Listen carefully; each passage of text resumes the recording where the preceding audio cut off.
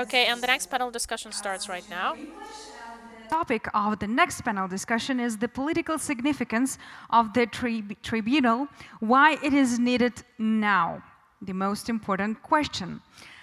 We would love to meet here Emanuelis Zingeris, Lithuanian Member of Parliament, head of a Lithuanian delegation to Parliamentary Assembly of the Council of Europe, Rapporteur of the Parliamentary Assembly of the Council of Europe, two resolutions and reports of Russia's war of aggressions against Ukraine, Vice President of European Affairs, Committee of Seimas. As well as we would love to meet Roderich Kiesewetter, member of the German Bundestag, spokesperson for crisis prevention, foreign policy representative. We would love to meet here Mezentseva, member of parliament, head of the Ukrainian delegation to the Parliamentary Assembly of the Council of Europe, member of the working group on the establishment of the special tribunal for the crime of aggression against Ukraine. Please welcome Denis Maslov, Ukrainian member of parliament, head of Verkhovna Rada, legal policy committee, member of the working group on the establishment of the special tribunal for the crime of aggression against Ukraine. Please welcome to the stage Olena Homenko, Member of Parliament, Parliamentary Assembly Council of Europe Vice President, Member of the Working Group on the establishment of the Special Tribunal for the Crime of Aggression against Ukraine.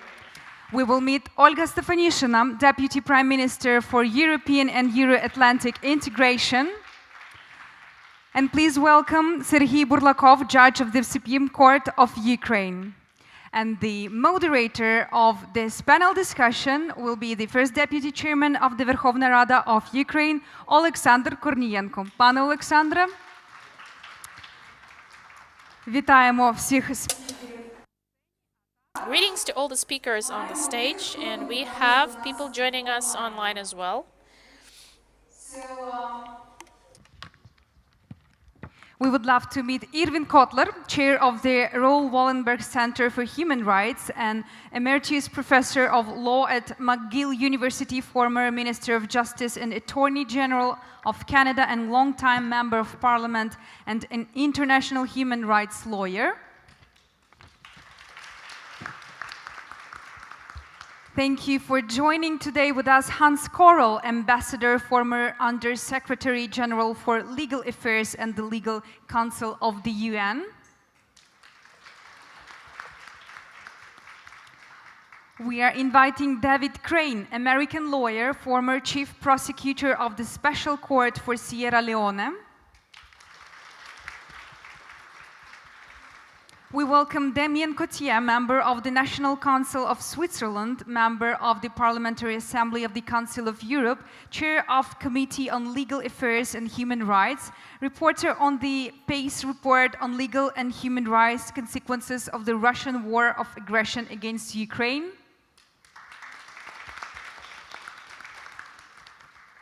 We would love to welcome Zanda Kalinina Lukashevitsa, Latvian member of parliament, part of the Committee of Foreign Affairs and the Committee of European Affairs, head of Latvian delegation of the PACE.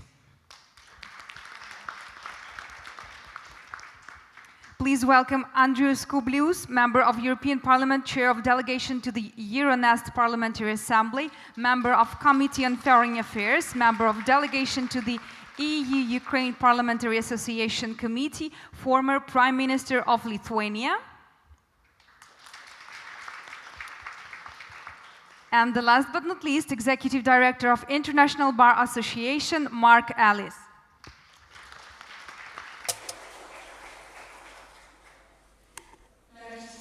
Okay, finally we have everyone with us. Great. So, Oleksandr, yeah, thank you. Thank you so much for introducing. You did a part of my job, actually, because I had to do it.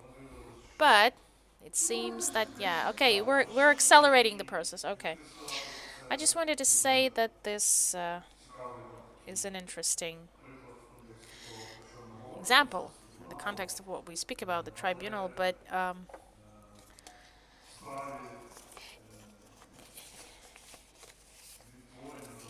when we speak about the establishment of the special tribunal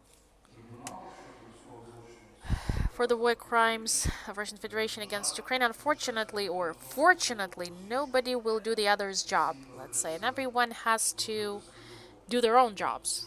That's why it's really important. This panel is of huge importance. That's why. A lot of a lot of work should be done, a huge work, but together with partners, not only by us alone, with other states. We understand that sooner or later we will have to come to the political component. Okay, so we have lawyers here because we had a couple of like legal panels, but now it's a super important panel for us to exchange ideas on the political dimension when it comes to special tribunal of the Russian Federation crimes against Ukraine, because eventually this decision will be a political. We understand this. To make this decision at the top level, at UN level, of course, we mean that, it's clear that we have to put all the concepts there on the paper, how it's going to function. Without the political consensus around that, it's impossible. It will be impossible to do it. So, it's an important topic. It's an important focus, an important context we are about to discuss. Of course, let us start with this statement. The establishment of special tribunal is itself a part of the peace formula by Zelensky, presented by Zelensky, and I would say this is one of the cornerstones. Out of those 10 steps Zelensky offers to discuss for the process to revolve around that, for the end of the war to come from that. So the Russia's accountability is an important part of it. And it sets the tone, sort of setting the tone.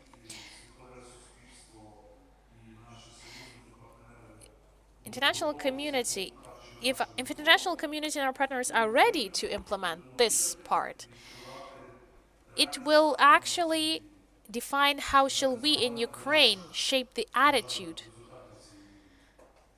to the results of the war. Our results, unfortunately. Tens of thousands of destroyed lives, thousands of civilians just killed. They don't live anymore on this planet. Destroyed objects, huge amount of these. Thousands of residential premises, and this is just something. We have already a huge spectrum of testimony. We have crimes committed against children, horrible crimes. For average Ukrainians, for those who continue fighting every day with Russia, these are the results of the war. For us, it's important for Russia to be fully to be held for Russia to be held fully liable for it. So this is my introduction. Okay, we as legislators, we will do everything, I assure you, to for people to pay more attention to it at all the platforms where we can do. We will be the loudspeaker and ensure legislative backup if it's necessary. We will, of course, make all necessary decisions as we adopted a very important draft law, technical one.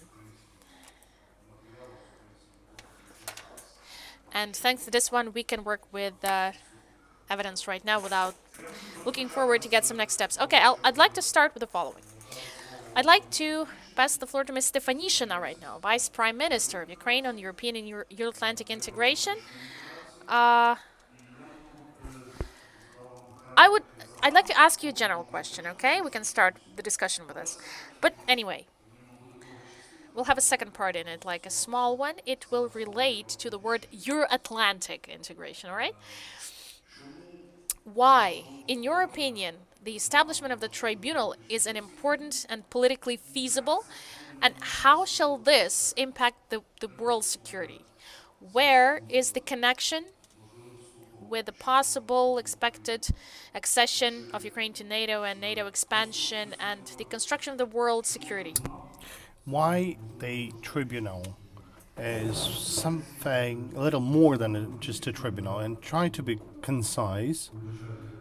Unfortunately, I'll behave myself as in Verkhovna Rada, because, when the time is over, the signal can be heard and the microphone goes out. So let's start with 5-minute statements. I guess it's fine. So you have 5 minutes. Thank you, Oleksandr. I guess I'll start with the final part of your question. Now, the response would be fairly simple. We've had a lot of discussions today on legal grounds, but our understanding as Ukrainian politicians and many co-thinkers abroad, making sure that Russia is held accountable in the form of a special mechanism, a special tribunal, will allow to say that there is a security architecture in Europe and there are rules.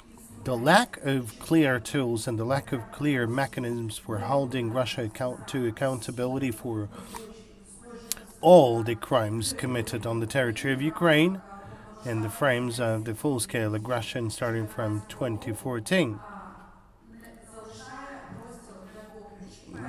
It can result in two things. First, the aggression may be legitimized, and second, Russia will continue to demonstrate, to strike a gap in between of the existing peacekeeping mechanisms. Today we can see the ineffectiveness of so many more mechanisms established within the UN, and the longer we talk about the hybrid formats or partial accountability for Russia, now the less will be assured in terms of the existence of security architecture. So whenever we're talking about the Ukraine's membership in NATO or restoration of the peace and stability in Europe, we have to understand that the confirmation of the fact that such rules exist and such architecture exists, it's only possible when the aggressor is brought to justice for the crime committed and the restoration of the rule-based order. Now, it was interesting to listen to Mr. Muraev, and since our panel is primarily dedicated to the political importance, we have to understand that today we're not only talking about holding Russia to accountability, we're kind of reconsidering the justice. The decision on the establishment of a special mechanism for holding Russia to accountability is a political one. And definitely politicians, the leaders of the countries, the parliaments, the citizens of the countries, primarily, of course, democratic countries, they have to take this decision. But the special tribunal, while taking a decision on the responsibility of Russia, it shouldn't be political. And it's very hard to avoid this, because even within the existing international organizations, there's still myth that Russia is a bit more important than the other countries, that Russia is larger, so there has to be some different approaches to this state, that maybe it's better to sacrifice Ukraine because Russia is a big state and it's still within the UN. So whenever we are thinking on the matter of justice in the context of taking political decisions, I think we have to take into consideration three major aspects. First, just as it was after the end of the Second World War, the result of the tribunal will not be in the way of hanging all the accused ones. So that would be a justice in the end of Second World War and justice today are two different things. Therefore, the justice is all about the sentences and recognizing the responsibility of the supreme political military leadership of Russia for the crimes. Second is the equality. We have to realize that Russia has no unique rights in matters related to the accountability for war crimes. And third, from the political standpoint and considering the previous two principles, it has to be lack of any compromises in the decisions for the accountability for Russia. We as the government and the authorities, we are not only the leaders of these processes, but we are the main source for information and evidences. Therefore, the leaders, while taking their decision, they have to understand that we are open. We provide access to all the existing mechanisms, to all the information related to the crimes committed by the Russia, but restoring the stability in Europe and confirming the necessity for the further existence of UN and NATO could only be possible when the justice is restored and when the aggressor is brought to justice.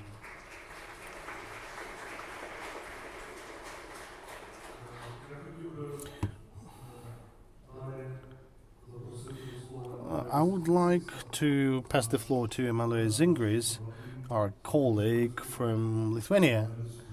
Emanuelis, very happy to see you in Kiev. You were the co-author and you were a reporter on multiple resolutions at the Parliamentary Assembly of the Council of Europe on many of the questions related to Ukraine, as well as on the aggressive war of Russia against Ukraine. You were the vice president of the committee on the European matters. And I wanted to ask you about your experience. How do you establish this coalition? Do you have any experience over this year? What's working, what's not working? And what about your experience of establishment of the coalition in Europe, in Lithuania? How your experience could be useful for us at the highest level, at the level of General Assembly, at the level of taking the top political decisions. So you have 5 minutes. Thank you. Dear friends. My colleague Andris Kubilius, who is working permanently day and night, and I would like to say how thankful I am for your diverse delegation from Ukrainian side who are working 724 at Parliamentary Assembly, creating this absolutely new, unique reality in Strasbourg, in Council of Europe, especially Maria Mezentseva, leader of the delegation, and I thank you for opening your phone 2, 3, 4 o'clock at night during the creation of resolutions. And don't forget, we are fighting for bringing international legitimate organizations on the side of justice. Means, dear speaker, dear friends, we are legitimately elected members of parliament in the free world. So legitimate elections took part in Ukraine. One of the reasons why Russia attacked you, not only stealing your hundreds of kilometers, but trying to put you down like democracy. That is the reason why we should work day and night trying to create special tribunal. And I'm glad to announce you that it was done by us small steps underway to special tribunal. First, establishment, Maria, of register for damages, like a step towards European Union. And that is working now in The Hague. First achievement. Second achievement is probably, I don't know how we will reflect, I put it on my initiative, supported by 46 country parliamentarians, registers for those who are avoiding sanctions. So the item of avoiding the sanctions of thousands and thousands of firms, including Lithuanian firms, Italian firms, British, American firms who are making business now, criminal business with Russia Federation through Kazakhstan, Georgia, should be like an item of criminal investigation. And I'm so glad that our Prosecutor General of Lithuania was active establishing this international, in The Hague, international PowerPoint working daily night, and that can be used together for making a register for all countries and companies who are making profit from Ukrainian blood, means avoiding the sanctions. We cannot have, dear speaker, we cannot enjoy the picture when Moscow is laughing from our European Union and American transatlantic a little bit different packages of sanctions, but in general, we should stop their joy. It should be established a mechanism of overview. Secondly, I would like to say to you that we have our experience in the 90s. I was youngest member of parliament 32 years ago, become after 8 elections probably not youngest. And I would like to tell you that in 93, when we have joined Council of Europe, immediately we started resolutions to Russia Federation. 96, Russia joined European Council of Europe. First amendment was done by us and adopted to pay for Gulag and concentration camps. We tried Baltic countries to establish international court and tribunal against Russia aggression against Middle European countries, making those countries captive. Czechs, Poles, Baltic states, and we said that was the invasion. It was the Molotov-Ribbentrop Pact. And you should pay for looted assets, you should pay for our captivity, for every day that we counted our blood that we are not becoming Soviet. So the tribunal was not established for the reason, and we should make a lesson from that. Why what was not working tribunal against Russia invasion to Middle Europe after Second World War, after Yalta Agreement? Very simple way. Well, it was announced that is communist, against communist crimes. Yes. So from my point of view, we have on our table Council of Europe resolutions, and we will go forward, establishing the resolution after resolution when Russia was put out from Council of Europe in right time, and Putin regime was declared like a criminal. Wagner Group, all of them, will be in the computers together with Kadyrov Group, all members of Schengen countries, like international terrorist group, and that is only beginning. You can count on us. I'm not so keen to say about OSCE, but Council of Europe Parliamentary Assembly, with your brave Ukrainian delegation, is capable to take majority in the fractions, in the committees on our side. Thank you. Дякуємо, дякуємо. Thank you very much.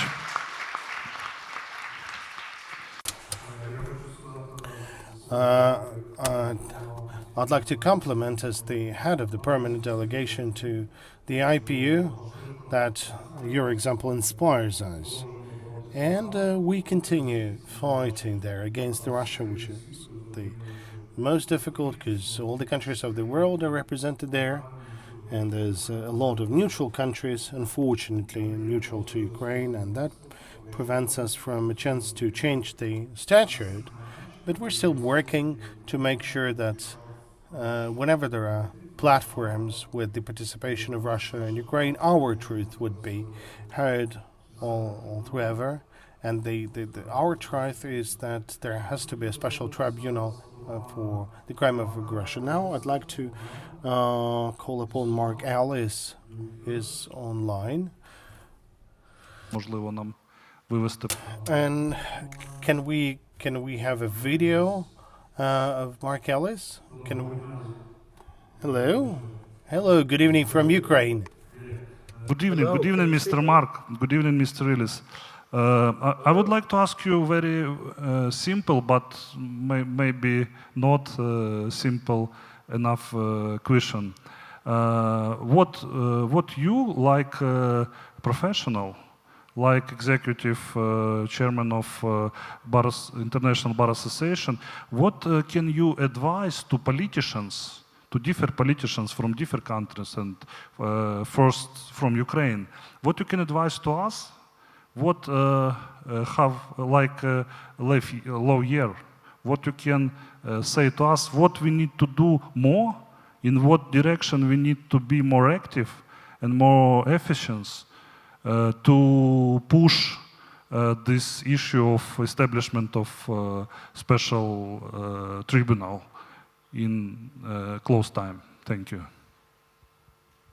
Well, thank you, and it's a real honor to be here today with you on yet again an important event, not just for Ukraine, but for the international community. So I once again applaud Ukraine for engaging in this very important issue. You know, you'd asked this question, so I'm going to answer it in two ways, in the sense of kind of recommendations and my own personal view about why, what's the significance, why is it needed, why is this tribunal needed right now? But before I say that, I will just indicate, and I'll be in Ukraine next week for a series of meetings, so this undoubtedly will be one of them, continuing to emphasize the importance of this, of the special tribunal.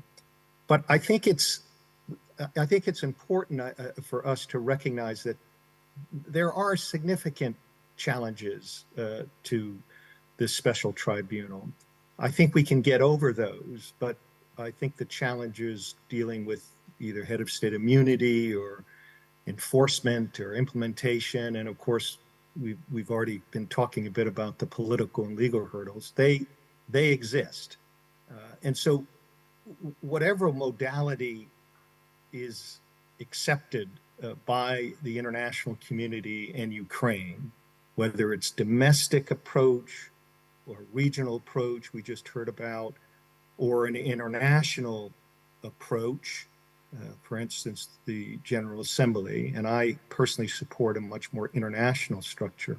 But regardless, it's going to require, I think, an expanded interpretation of international law. But my point is that I think this is necessary, and it's necessary considering kind of the extraordinary crimes being committed against Ukraine. So the modality is important, but even more important to me is that the international community comes together in support of a tribunal, and that's the significance. That's the significance now.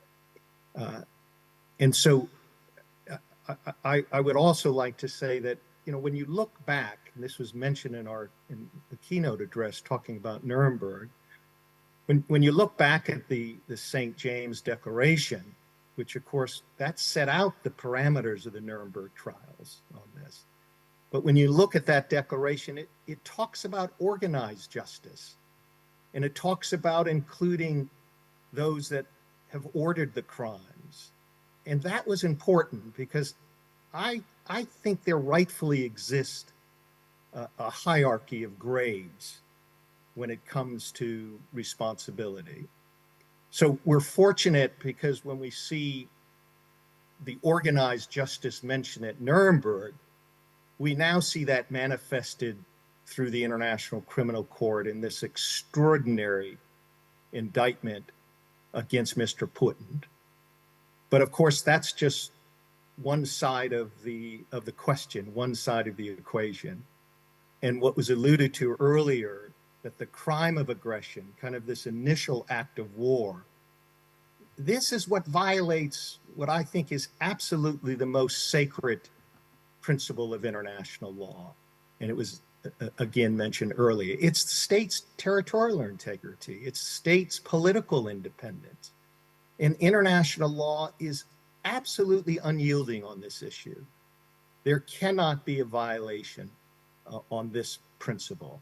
And it's why it's it's embodied in the UN Charter. It's the key component, I think, of the post-World War II legal order, and a legal order that kind of reimagined, and I think as a covenant, it was a covenant among nations to uphold universal standards of justice, to ensure accountability and punishment for individuals who violate this kind of sanctity of law.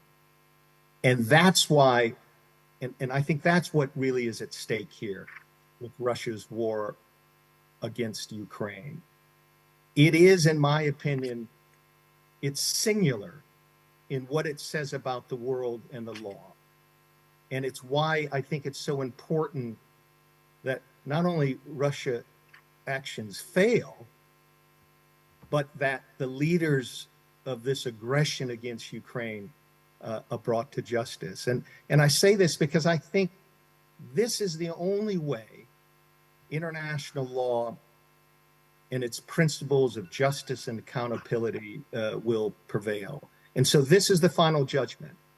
What happens now in regards to Mr. Putin, in regards to the crime of aggression, it's not just for Ukraine, but it's for the international community. If he and others are not brought to justice, then we really have no chance to reinforce this sacred principle of international law.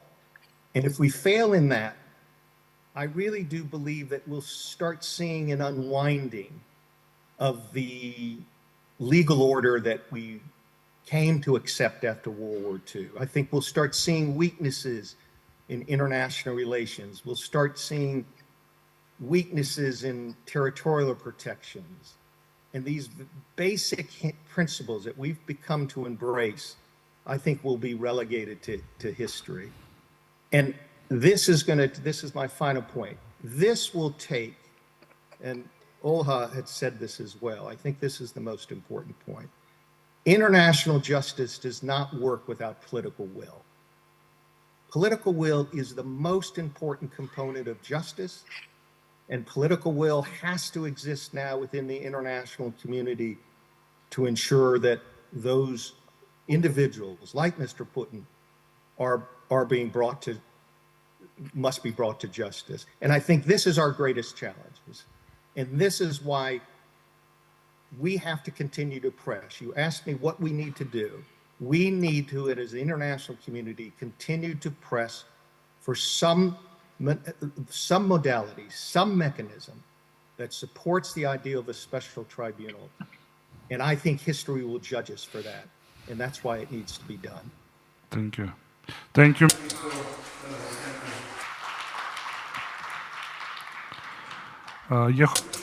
I just want to go back to this offline room, okay, and talk to Mr. Roderich.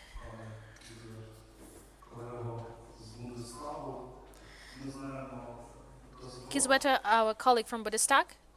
What's the mic? Or yeah. Okay, is it better if you have to change? Okay, is it okay or not? Is the sound there? 1 2 1 2. Is it there? It's not the microphone, the headset. Is it there? Thank you. So, Roderich, well, first of all, we're always very grateful to German people and to Germany. In this difficult situation, you've provided so much support to us already. We know that, in fact, after the US, let's say, in European dimension, you share second and third place with other countries when it comes to the amount of the military support provided to Ukraine. You are one of the leaders in it, and also Germany as one of the key members of the EU, the most economically powerful ones. You actually relate to financial support provided to Ukraine as well. And in Ukraine, we're only waiting.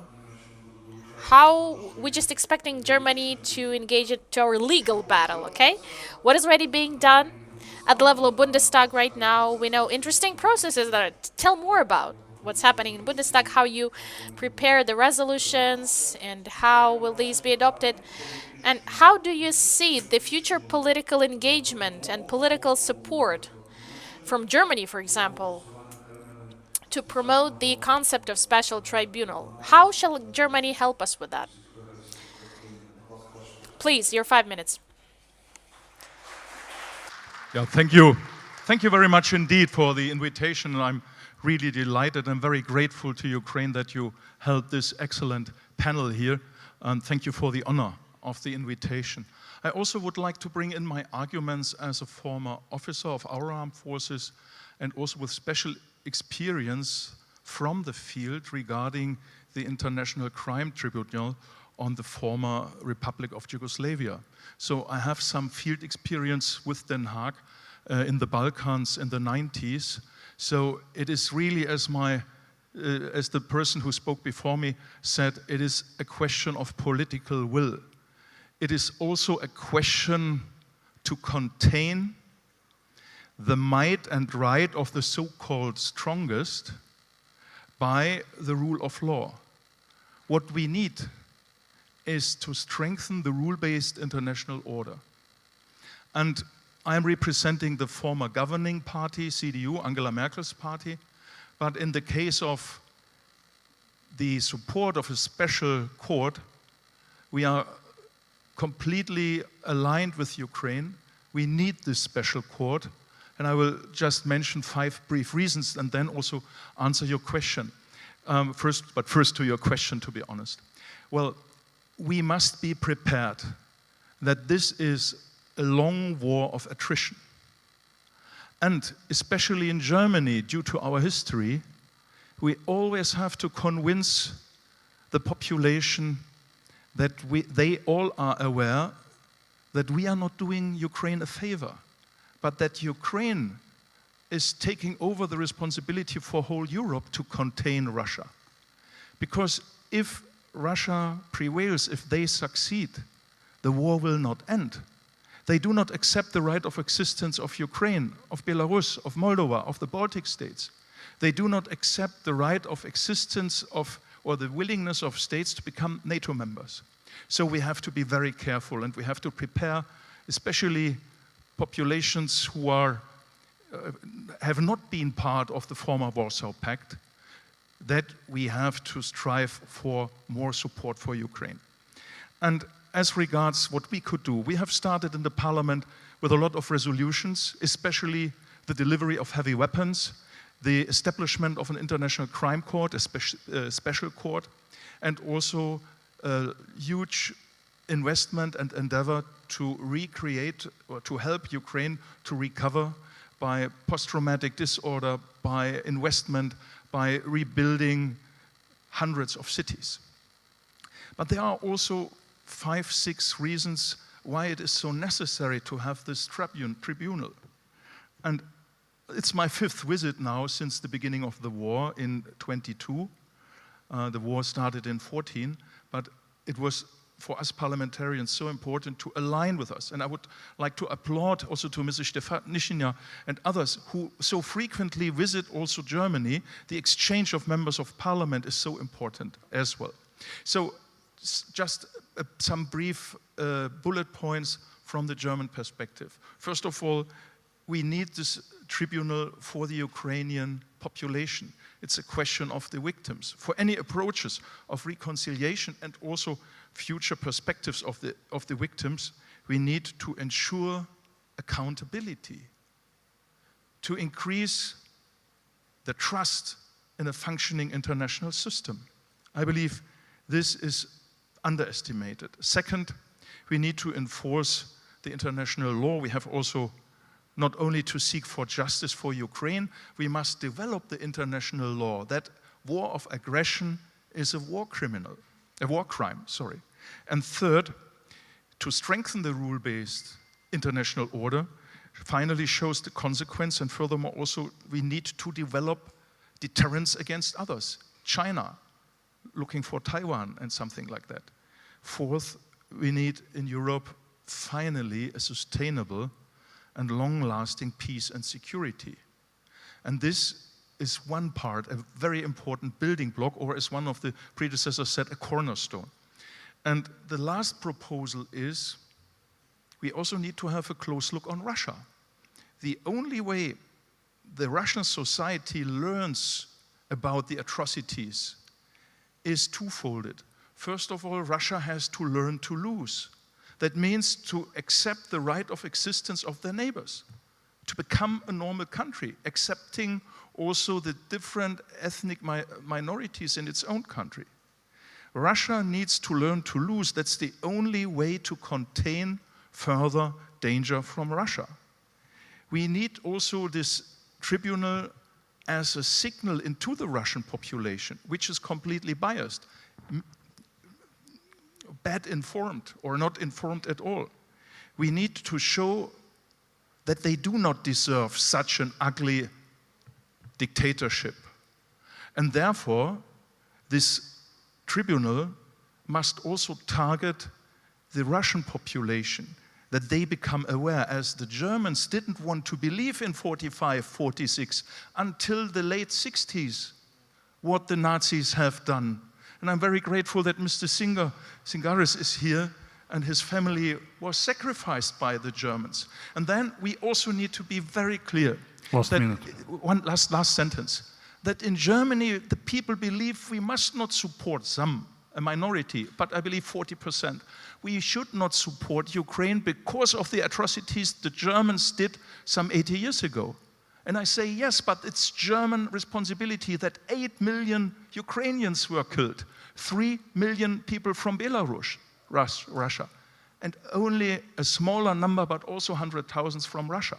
So therefore, it's our responsibility to invest in more support for Ukraine, not only militarily, but also in the rule of law, to strengthen the rule-based international order, and therefore we plea for this court. Thank you. Thank you very much. Thank you, Herr Roderich.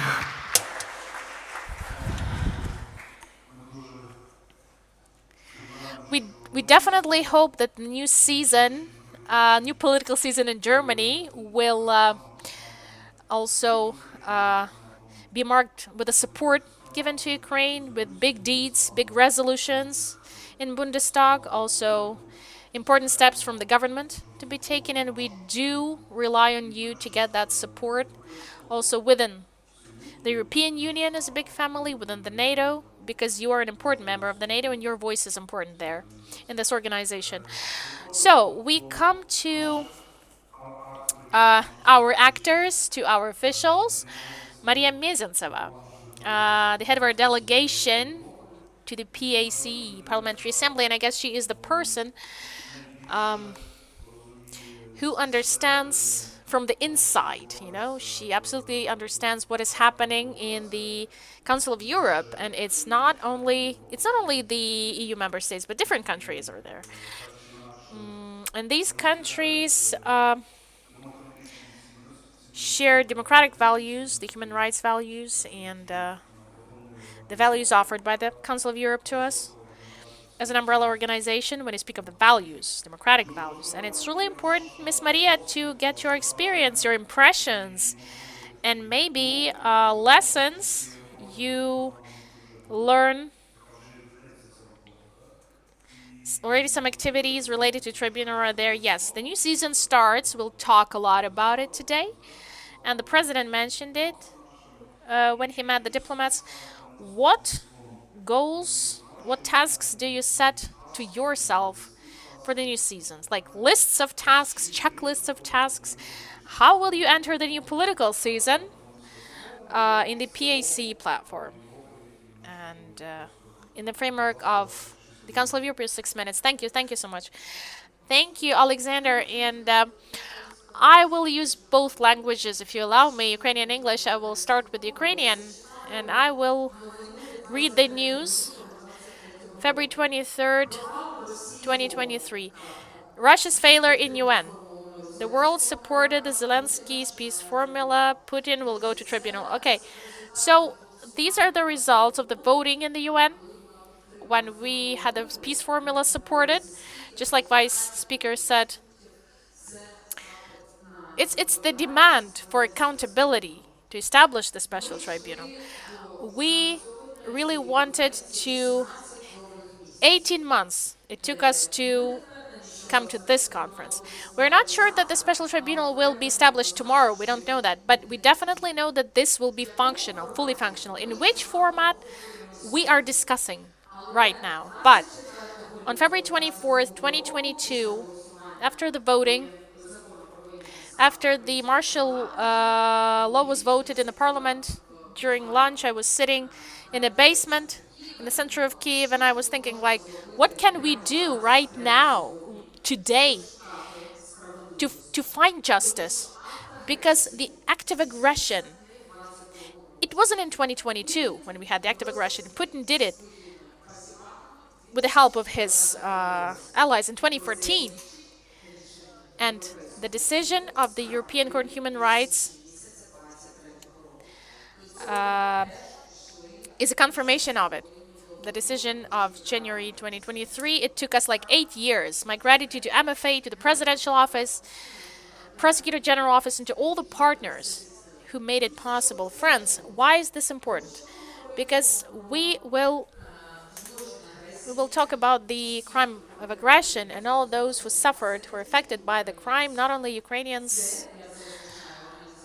Just like the UN states, 1.7 billion people on the planet in 94 countries. And this is about food safety, energy, economy, financial crisis, education, right to life, right to existence. This is not just about existence of Ukrainians as a nation. I agree with my German colleague. Yes, this is just, yeah, it's a problem of national minorities in the Russia and their existence. How can they coexist in that weird country with Russians? To pay the tribute to all the international speakers and partners who dared, who actually are so brave to travel today to speak at this high-level conference under the patronage of the Office of the President Zelensky, who is now continuing his brave diplomacy across the globe. And indeed, we think that the impunity should not exist. It should not set the precedent for the possible future aggressors who would dare to invade to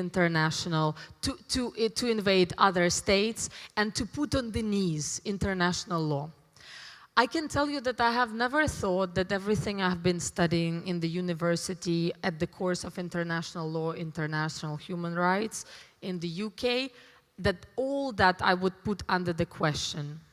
Indeed, we cannot use ICC, International Criminal Court, as instrument. And it took us 9 months to persuade international lawyers across the globe, from Australia to both Americas, that we cannot do it. And these people are working on international law daily basis. So what can we say about other people across the globe? Interestingly to say, our tour, after numerous resolutions in the Council of Europe, was focused on Germany, France, UK, and United States. Why have we selected these countries? We do think that we had to persuade, first of all, the population, and that's why we did a questionnaire in France, and 86% of the people being questioned whether Putin should be trialed in a special court. 86% said, oui, bien sûr, yes, sure. And these people are electing politicians. These politicians are residing in the parliaments. These parliaments are passing resolutions. These resolutions are then put as a basis for the decisions of the governments. So MFAs who are now agreeing in 38 member states, thanks to MFAs, thanks to special ambassador at large, Mr. Korniyenko, the whole MFA who is working daily basis on that. Now we have the office in The Hague. We've been called crazy. I'm finishing, dear Vice Speaker. We've been called crazy every day of our long way to this day today. But thanks to everyone, to our German partners, Lithuanian partners, every human being, even people in Indonesia who are now trying to understand why the prices for the energy are high, or why indigenous people are Crimea are suffering as much as they did back in the colonial times. So all this are uniting us in one way, to bring the perpetrators to justice. And we need to distinguish, if Putin didn't provoke it, didn't plan it, didn't execute it, we wouldn't be dealing with 100,000 plus war crimes which have been registered as of today by the Prosecutor General Office of Ukraine. Friends, and now the last but not least, we see 99% of very young and bright faces in this hall. I'm sure you will be you're already very highly interested in this topic, but this is our duty today, to spread the information, to spread the cases, and to call the international community to join us for the setting up of the tribunal already today. I highly salute this brilliant panel discussion, and I hope that one day we will remember 21st of August 2023 as the day we will recall as the beginning of our victory on the way to the setting up of the tribunal. Thank you so much. Дякуємо. Дякуємо, пані Марія. Thank you. Thank you, Maria. Now I'd like to continue with our online panel. We have some more online panelists. I'd like to call upon our friend, Mr. Kubilis. He's a great friend to Ukraine. Andrius, we wait to you offline in Kyiv because you're one of the most oftenly traveling EMP to Ukraine, we know it. And we very thank you for your support personally. But I want to ask you not only about Europarlament, as colleague Zingeris said, it's your issue, your question about process in Europarlament, but I want to ask you maybe something about future, because this autumn will be last autumn of this Europarlament, and we wait for next events and election next year in Europe, big elections, and of course Ukrainian politicians and our government and Verkhovna Rada, we're all very, very interested in continuously supporting of Ukraine and of continuously supporting of issue of establishment of special tribunal next time. And what you can say to us more positive, more optimistic about future and about the future of our common issue today, special tribunal, in this next politician season in Europarlament and next maybe year. Thank you. Well, thanks a lot. Thanks a lot really for organizing this very important conference, for inviting me. I hope that connection would be not so bad since I'm somewhere in, even not in Lithuania, but in Poland. And sometimes it looks like that connection is not working very good. But, you know, first of all, really, European Parliament, as you know, is supporting establishment of tribunal in a very clear way. We passed special resolution. I was working on that resolution. And there are no doubt, you know, we are just looking how to speed up establishment of that tribunal. From a legal point of view, I think everything is, well, I am not a lawyer, but for me, you know, things are quite simple looking from legal point of view. War aggression is international crime, that is very clear. United Nations General Assembly have said at the very beginning that this is, you know, criminal invasion, and we know who is responsible for that aggression. So, you know, International Tribunal for the crime of aggression is really exactly the mechanism which should bring justice. Justice is really needed, first of all, for Ukrainian people. And, you know, I'm always believing in this formula that justice delayed is justice denied. So we need to have, you know, establishment of tribunal as quickly as possible. But I would like to turn to some political, both circumstances and why Tribunal is so important, looking from political point of view. Definitely, for establishment of Tribunal, there is a need of political will. But, but also for, in order to understand what, and how this political will can be consolidated. We need to look from political point of view a little bit more into some kind of issues which perhaps you in Ukraine are feeling very well. Seeing Olha Stefanishyna, I think that you know much better than we know what are in some way political circumstances which can be of some problems. And I would say in a very clear way, unfortunately, I hear from some politicians, from some think tankers, that really is here a very is Tribunal the best way to resolve so-called Ukrainian problem, because somebody thinks that really the only way to end the war is negotiations as quickly as possible with Russia. And then definitely, those who are pushing for those negotiations, they're saying, look, but if the Tribunal will be established, then Putin, will be, it will be much more difficult to have negotiation with him because he will be under investigation by Tribunal and so on and so on. So we should avoid such a problem. And here I see really the need to speak about much broader about political consequences, political developments. And I absolutely agree with a colleague from German Bundestag that we need to speak, when we're speaking about this tribunal, we need to speak not only about the justice to Ukrainian people, but we need to speak also about justice for Russia itself. For Russian people, we need to bring very clear signal that the crimes which were made on their behalf, by their leadership, are very terrible crimes, and that is why this tribunal really would be good opportunity to show what was done by their leadership.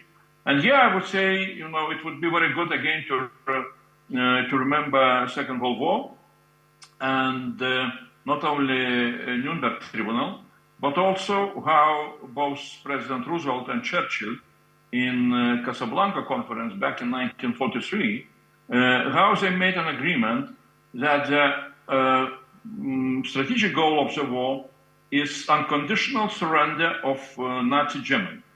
And Roosevelt at that time have said very strong words, explaining that unconditional surrender of Nazi Germany would mean defeat of Nazi philosophy. And that would open the doors for future developments of democratic Germany. That is the same what we need to have in mind when we're talking about future of Russia and what kind of impact this tribunal can make exactly looking in such a perspective.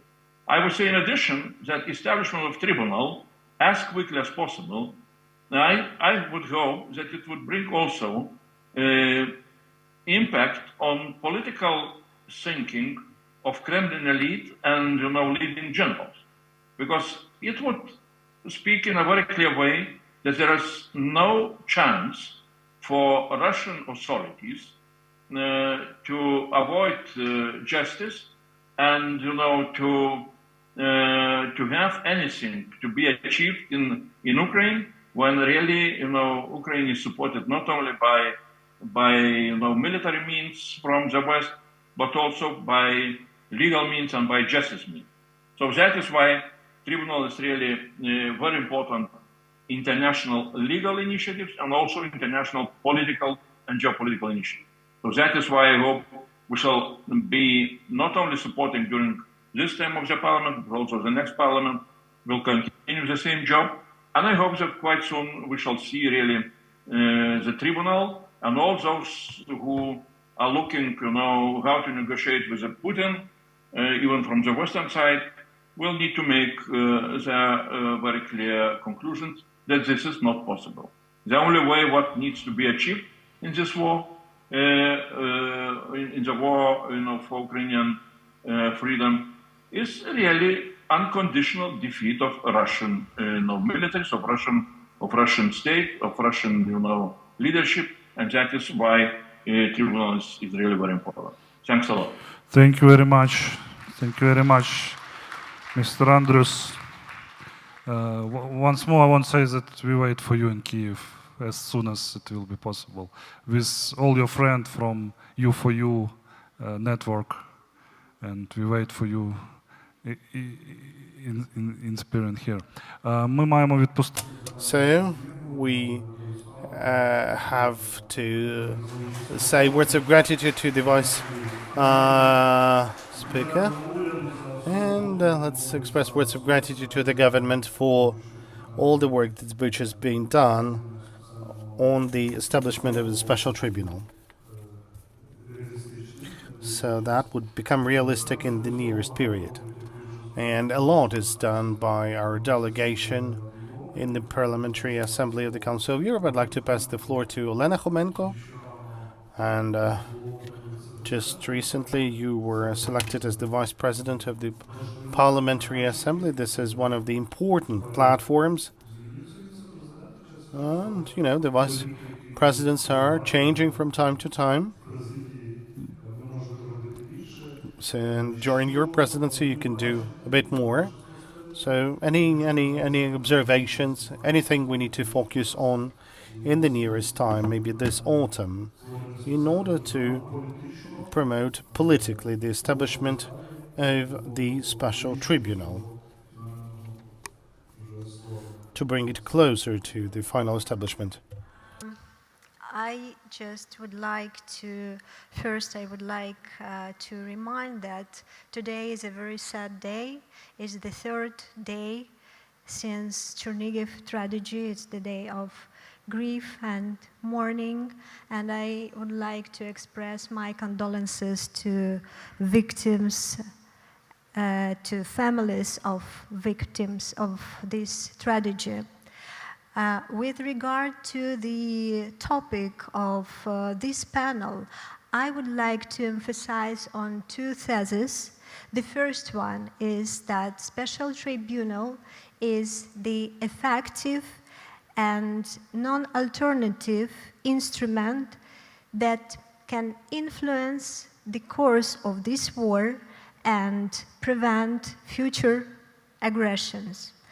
And second, the current mechanisms are not efficient and they are not capable to maintain the international rules-based order and prevent the aggression and to stop it. So fundamentals of work of international institutions must be revised and changed. And the future success of the special tribunal will serve as a legal reminder to those for potential aggressors, and will send a clear message to them: your illegal actions will have consequences. And it will serve as a role model for our dreamed future, a future without violence and without aggression.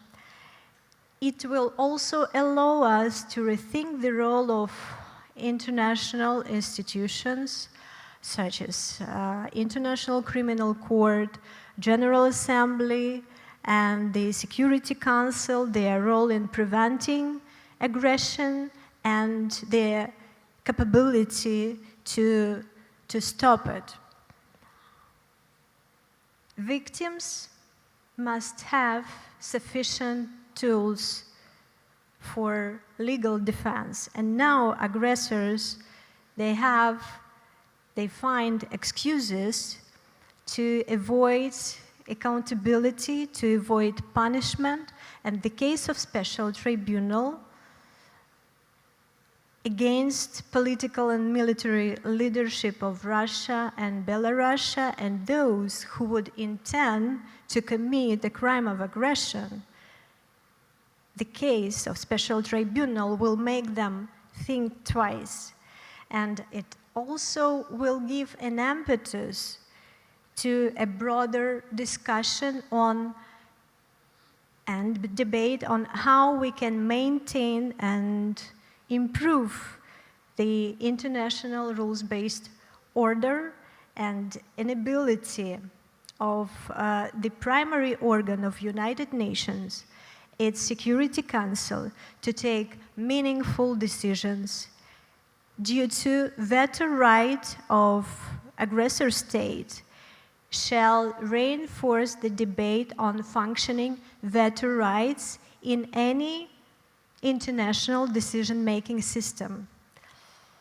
And we shall strive to avoid any blocking rights, and we shall strive to reinforce the sovereign equality of nations and to give them a proper voice, to give a voice to every nation, to every state, diligent state that is abiding international law.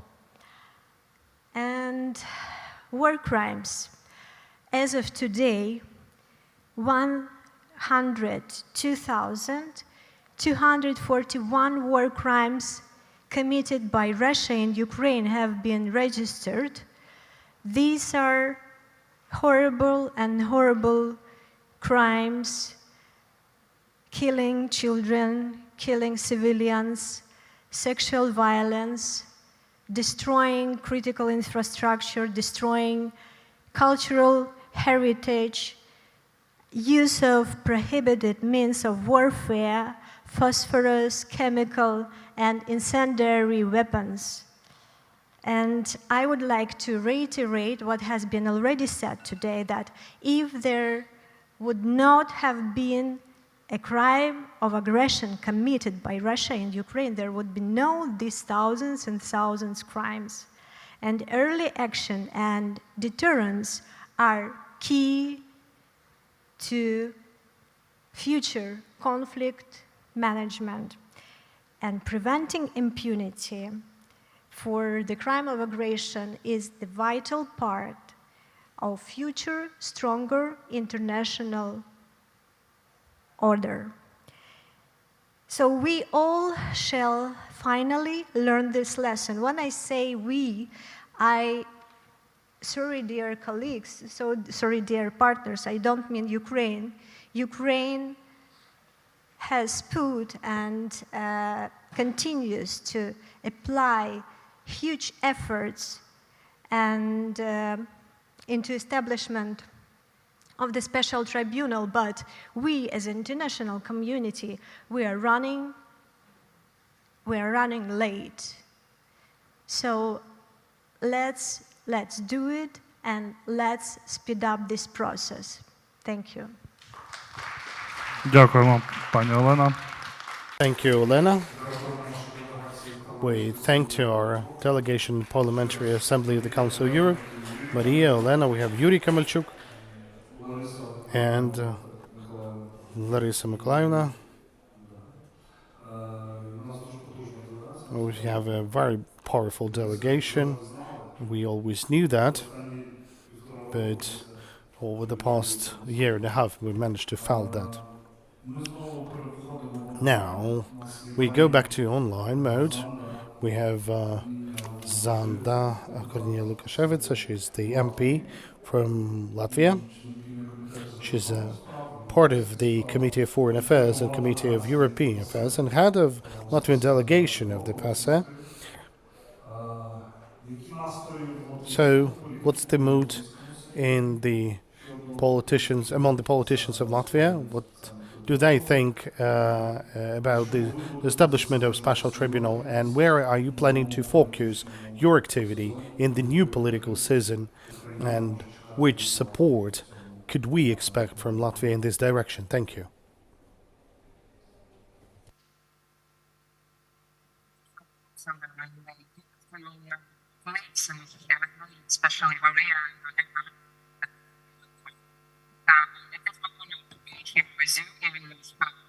It's almost impossible to hear.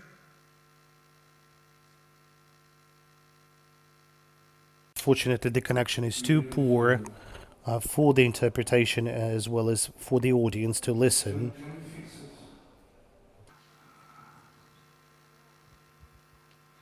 Maybe you will use earphones, some AirPods or other. No, we didn't hear. Sorry. Maybe we will try next time something later, okay? Я тоді перейду, поки я б хотів би попросити. I would like to ask the technical team to tackle with this matter, if we could possibly have a conversation too. And then we can go to Denis, who's the head of the Verkhovna Rada Committee on Legal Policy and member of the working group on the establishment of special tribunal on the crime of aggression against Ukraine. So Denis, you have a unique role here, because you're on the one hand a lawyer, a former judge, and you know there's no former judges, and a head of the specialized committee. So you're a politician, head of the committee, and we know that Verkhovna Rada in your committee or through your committee has very significant legal expertise in different directions, including in the field of justice. So what do you think about the prospects of the establishment of a special tribunal, and where do we need to focus on the international arena, maybe including in the field of parliamentary diplomacy, in order to speed up the processes? So you have 5 minutes. Well, I thank to the first Vice Speaker of the Ukrainian Parliament. I want to start my statement with a reminder that in the beginning of 1990s, when the Ukrainian state had restored its existence, we were the third country in the world by its nuclear stockpiles. We had enough aircrafts and missiles, and as we know, in 1994, with the participation of the United States, UK, Russia, we have made the so-called Budapest Memorandum, and we've joined the START Treaty. As the country with no nuclear weapons. So we made this agreement in return for the guarantees from the permanent member of the Security Council that not a single country shall be using its nuclear weapons to exert pressure upon our country, that not a single other country will violate the territorial integrity of our country. Ukraine fulfilled its commitments. We no longer have nuclear weapons. Unfortunately, that was treacherously used by one of the countries that signed this memorandum and a permanent member to the UN Security Council. It used this and committed a crime of aggression, treacherously attacking our country.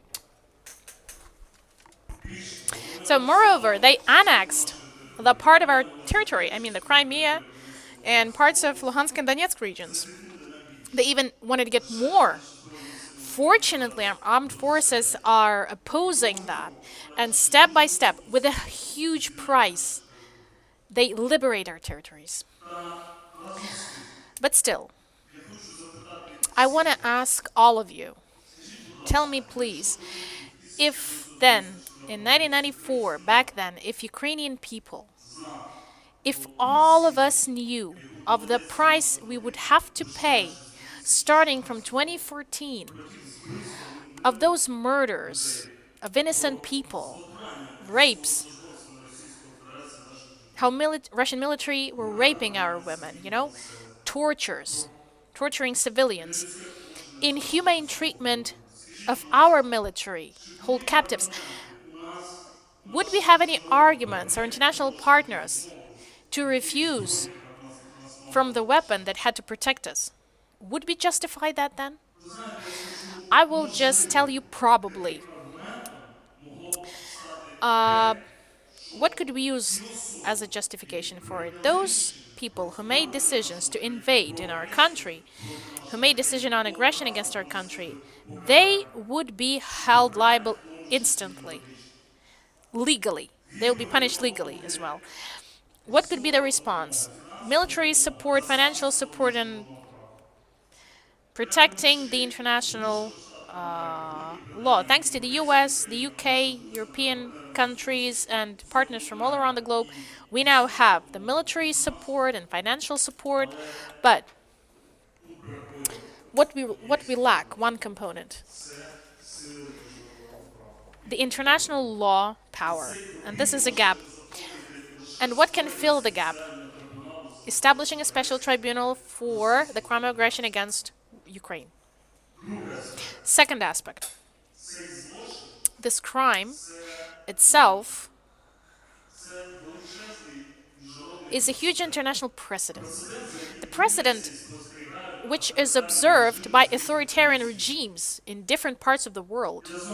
And again, I want to ask you, what arguments would be presented by powerful democracies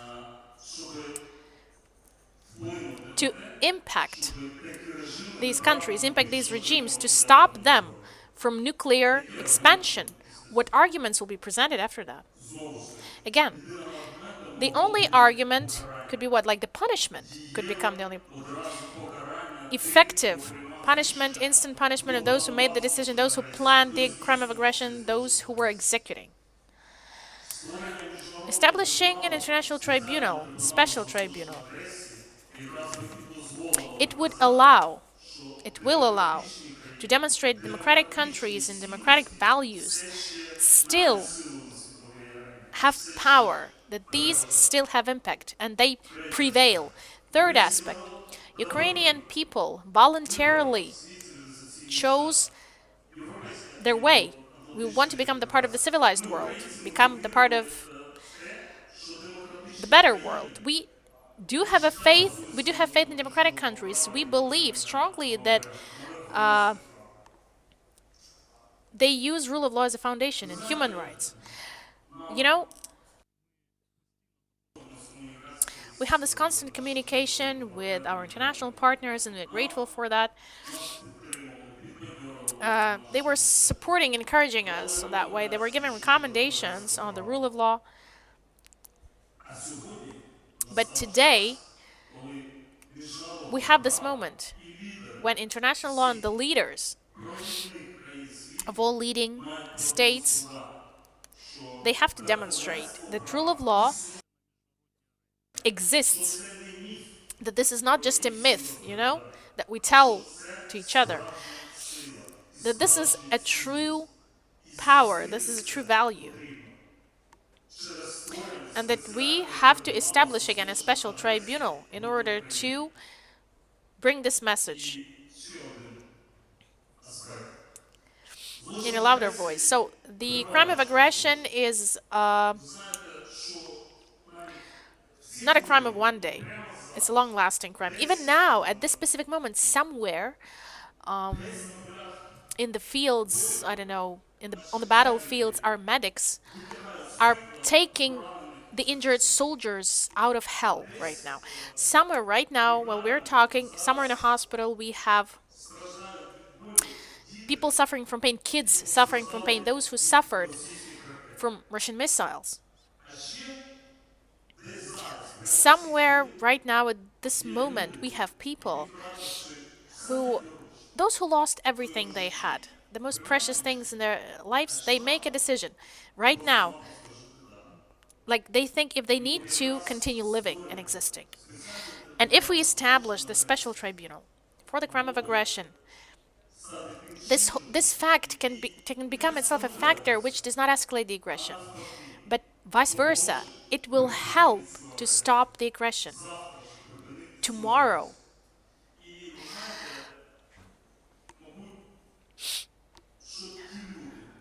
I guess those people or that person who gets the hope that criminals, that those who made the decision to invade into Ukraine, that person, the one who lost everything she had or he had, maybe if the person sees that, one would get that hope again, feel that hope again, and make a decision that it's worth living. I want you all, please, do not forget about it. Let us not have these long legal discussions. Let us establish this tribunal finally and show to the world that criminals, the worst criminals, can be punished. Thank you. Thank you, Denis. Thank you so much.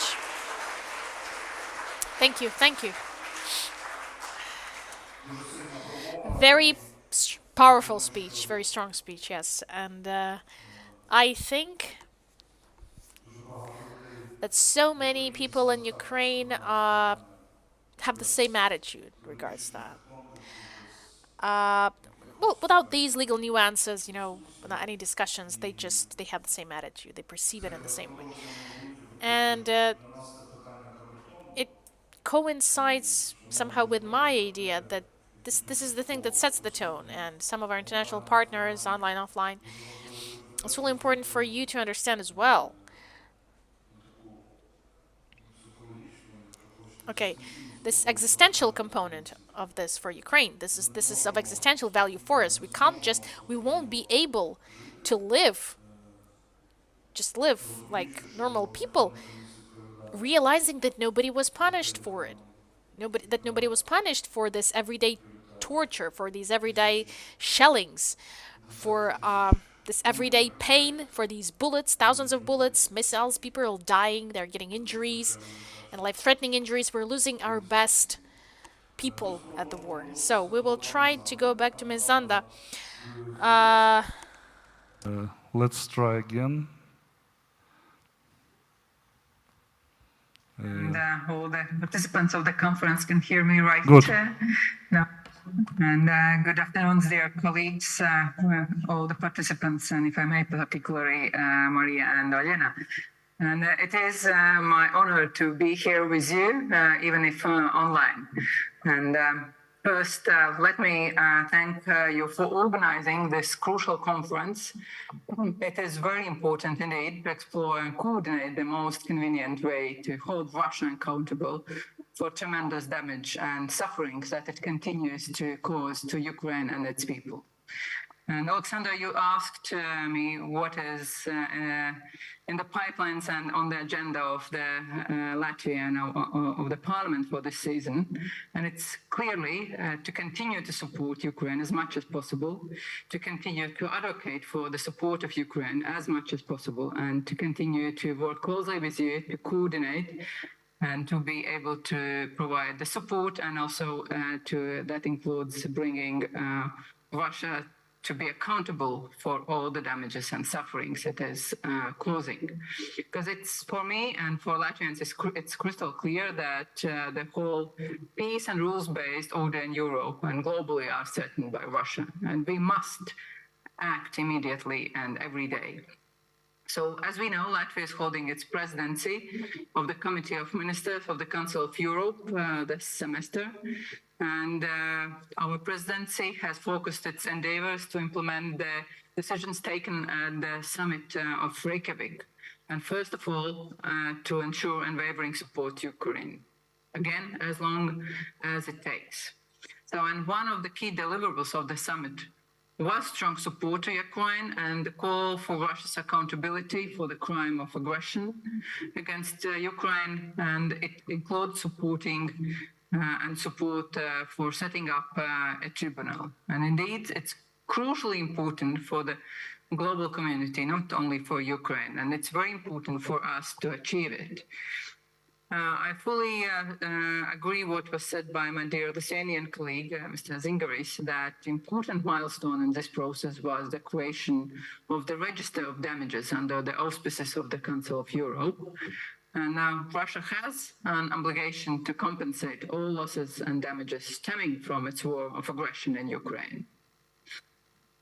And since the first days of the war, Latvia has been firmly committed to the need to hold Russia responsible for violations of international law and serious international crimes committed against Ukraine and in Ukraine. And so therefore, we strongly support the strengthening and development of national responsibility mechanism and international law, in particular the establishment of an ad hoc international tribunal for the adjunction of an aggression crime against Ukraine. And this tribunal would fill a gap in the jurisdiction of the International Criminal Court. Let me give just an example how serious we take it. So last week, the president of Latvia, Mr. Rinkevich, has appointed former president of Latvia, previously a judge of the European Court of Justice, Mr. Egils Levits, as a special representative of Latvia in matters of international law and national responsibility. This decision serves as a good example that Latvia will be closely involved in the process of developing international law in order to help strengthen the international order based on rules and restore international justice. And it is important for all of us here in Latvia, and it is important also for me personally. And before I conclude, let me mention you that Latvia has committed to help restore Chernihiv Oblast. And I have visited during the war already Chernihiv. And I saw the previous sufferings of the people and of the oblast. And now seeing that that Russia is committing the attacks on civilians there, it's incredible. But each and every attack and each and every killed people in Ukraine and the sufferings Russia is bringing, it calls us to achieve agreement on establishing ad hoc international tribunal as soon as possible. And that is something I'm committing to work together with you, including in the framework of the Council of Europe. Thank you. Thank you. Thank you, Ms. Zanda. Thank you. I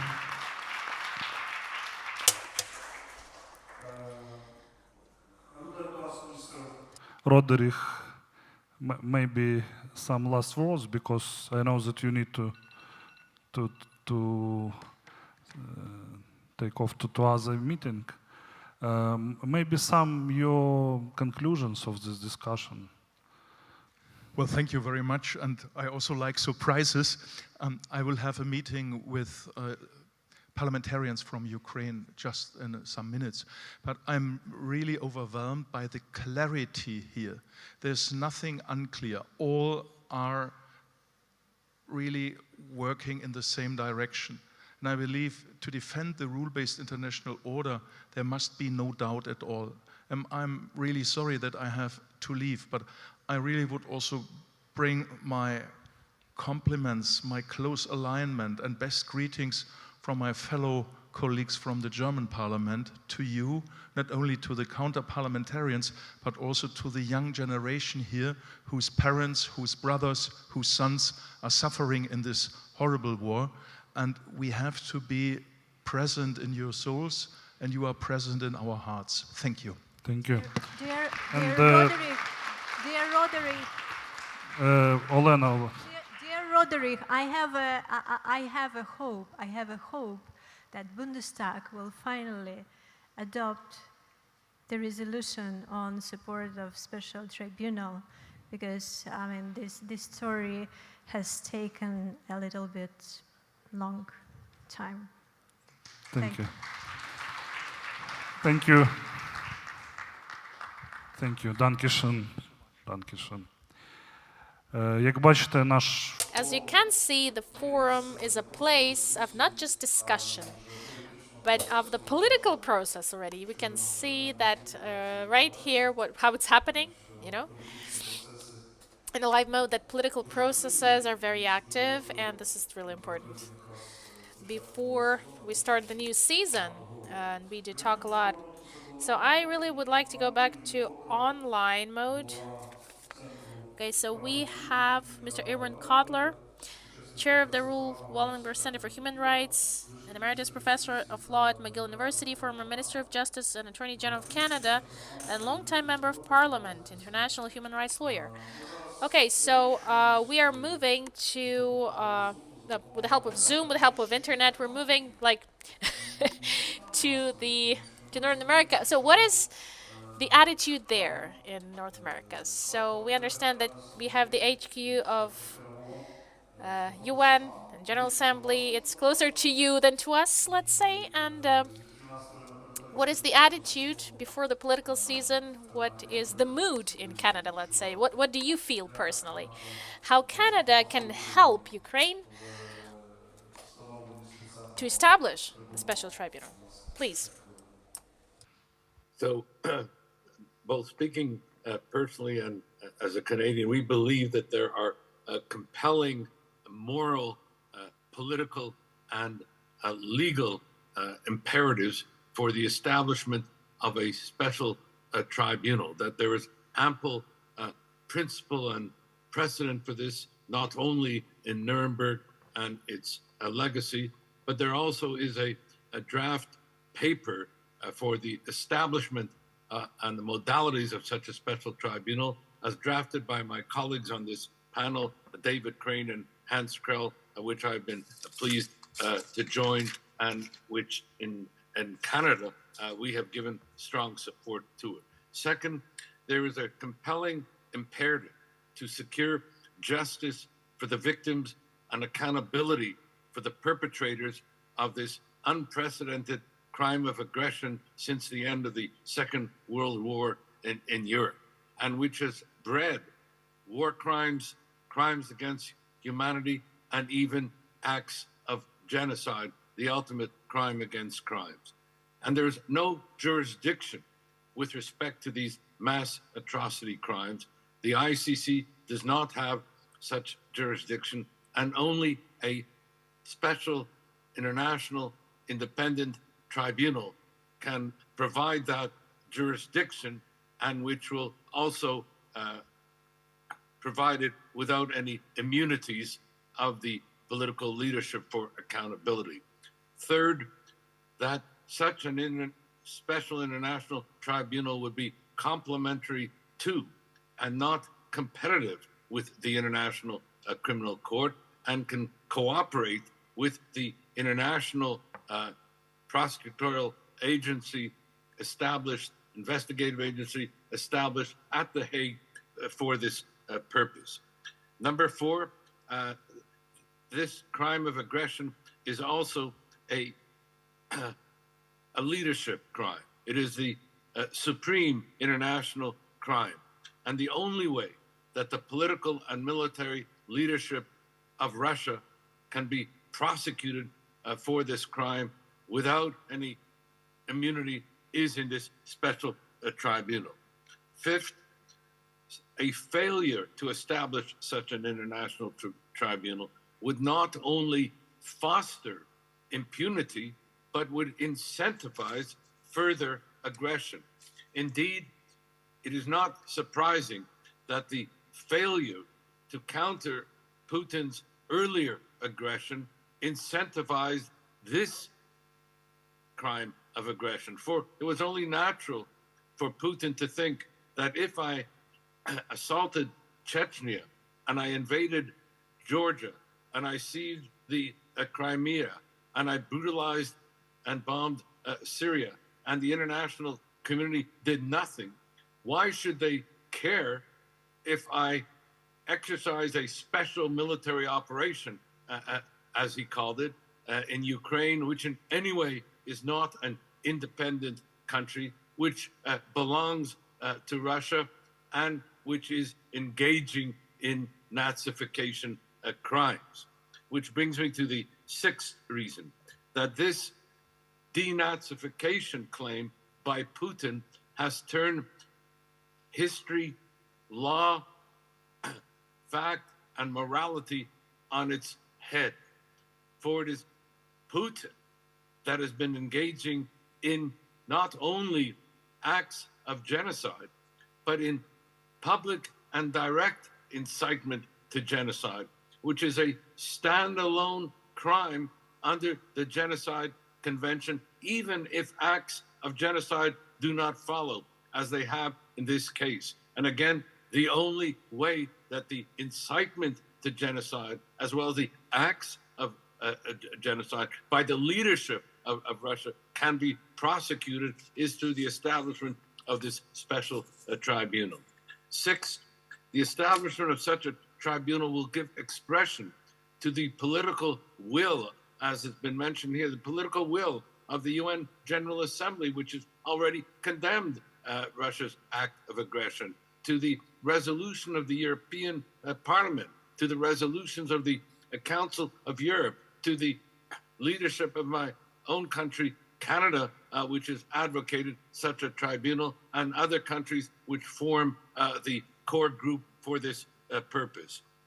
Seventh, and moving to a close, it will preserve and protect the integrity, the authority, and the legitimacy of the UN Security Council, of the UN itself, the Charter of the UN, which itself has been under assault by this crime of aggression. And finally, and most important, it has been a priority for Ukraine and a priority for the heroic and suffering Ukrainian people. It has been a priority on President Zelensky's peace and justice agenda, and it will protect international peace and security and the rules-based international order for us all. Thank you. Thank you. Thank you very much. Mr. Kotler, thank you. Thank you for joining us. I would like to go back to Europe. We have Damien Coutier, the member of the National Council from Switzerland. He's also a member of the Parliamentary Assembly of the Council of Europe, head of the Parliamentary Committee on Human Rights. He's a rapporteur on human rights consequences of Russia's aggression against Ukraine. So, Damien, what are the focuses in your statement, in your report, and how this report will impact on the facilitation of the establishment of a special tribunal for the crime of aggression against Ukraine? Please, you have 5 minutes. Well, thank you very much for the invitation. And well, the thing is, when you are the last speaking or one of the last at the end of the panel, it's difficult to say something new. But the good thing is you can react on what your colleagues said before. And there were many, many very interesting things that were said that go actually in the direction of what was decided, discussed in the Council of Europe. As you rightly mentioned earlier, the Council of Europe is not only the member states of the European Union, it's much broader. It's 46 member states, including mine, Switzerland, which is not a member of the EU.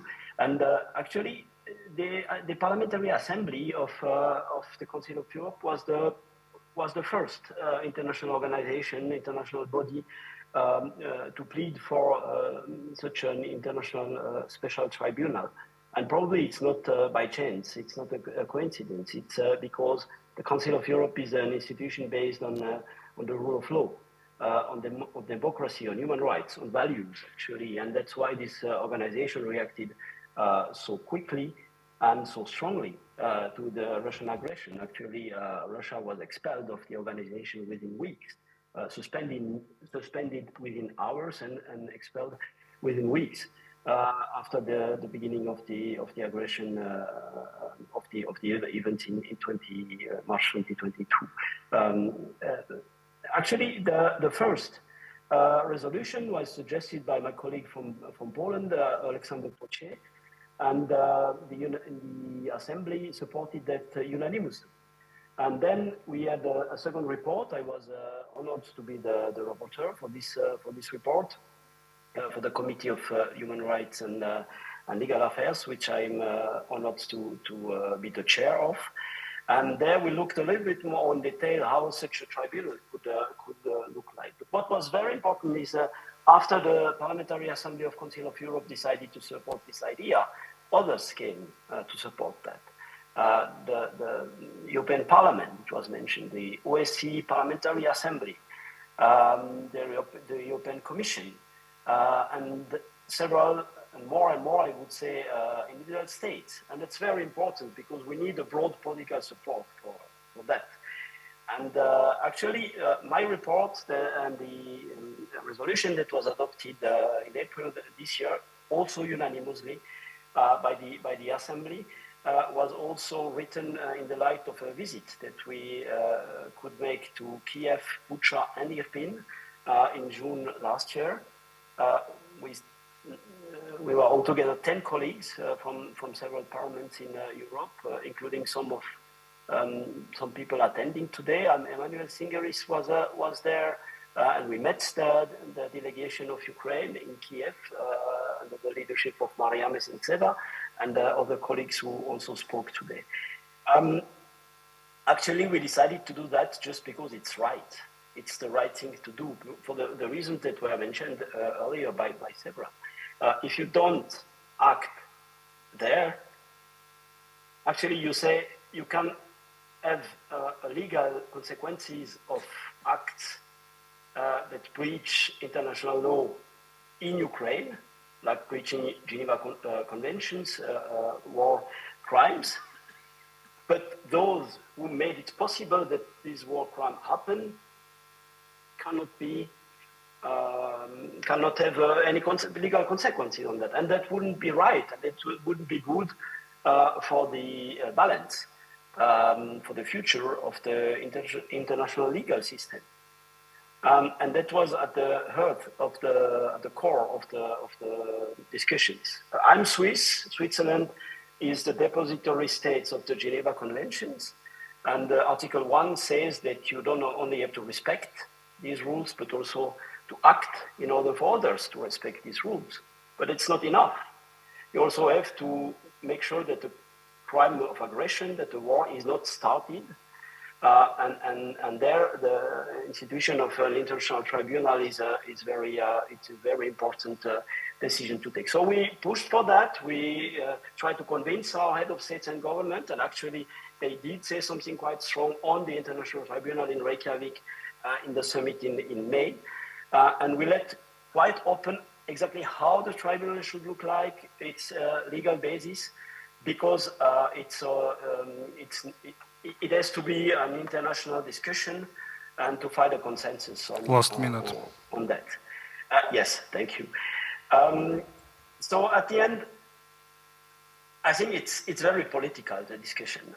We have to do this because it's right, because it's good for the future of the world. And I totally agree with those who say it's important not only for Ukraine, it's important for the whole world to show that there are consequences, there is a preventive dimension on that. It is also important for the Russian people actually to show that something happens.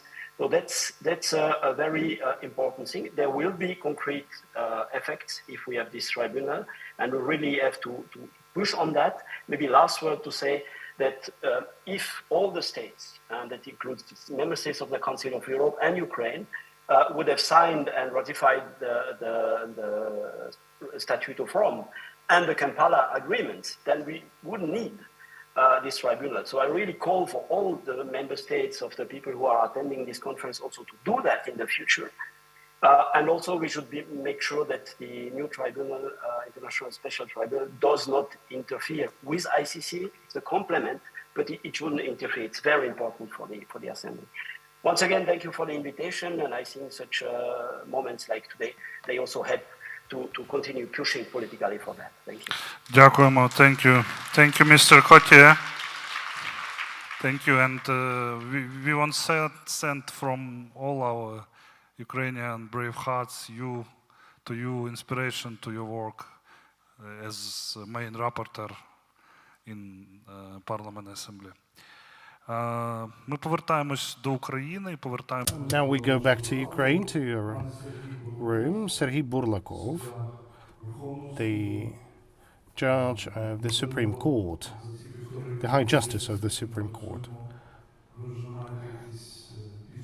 So, do you have any conclusions based on our hour and a half debate? So we'll have you and two foreign partners. Now it's very interesting to listen to your assessment. You're not a politician, but still this is a political topic, so you need to use some professionalism. But we know that the judges, they know how to speak publicly. So what could be your conclusions?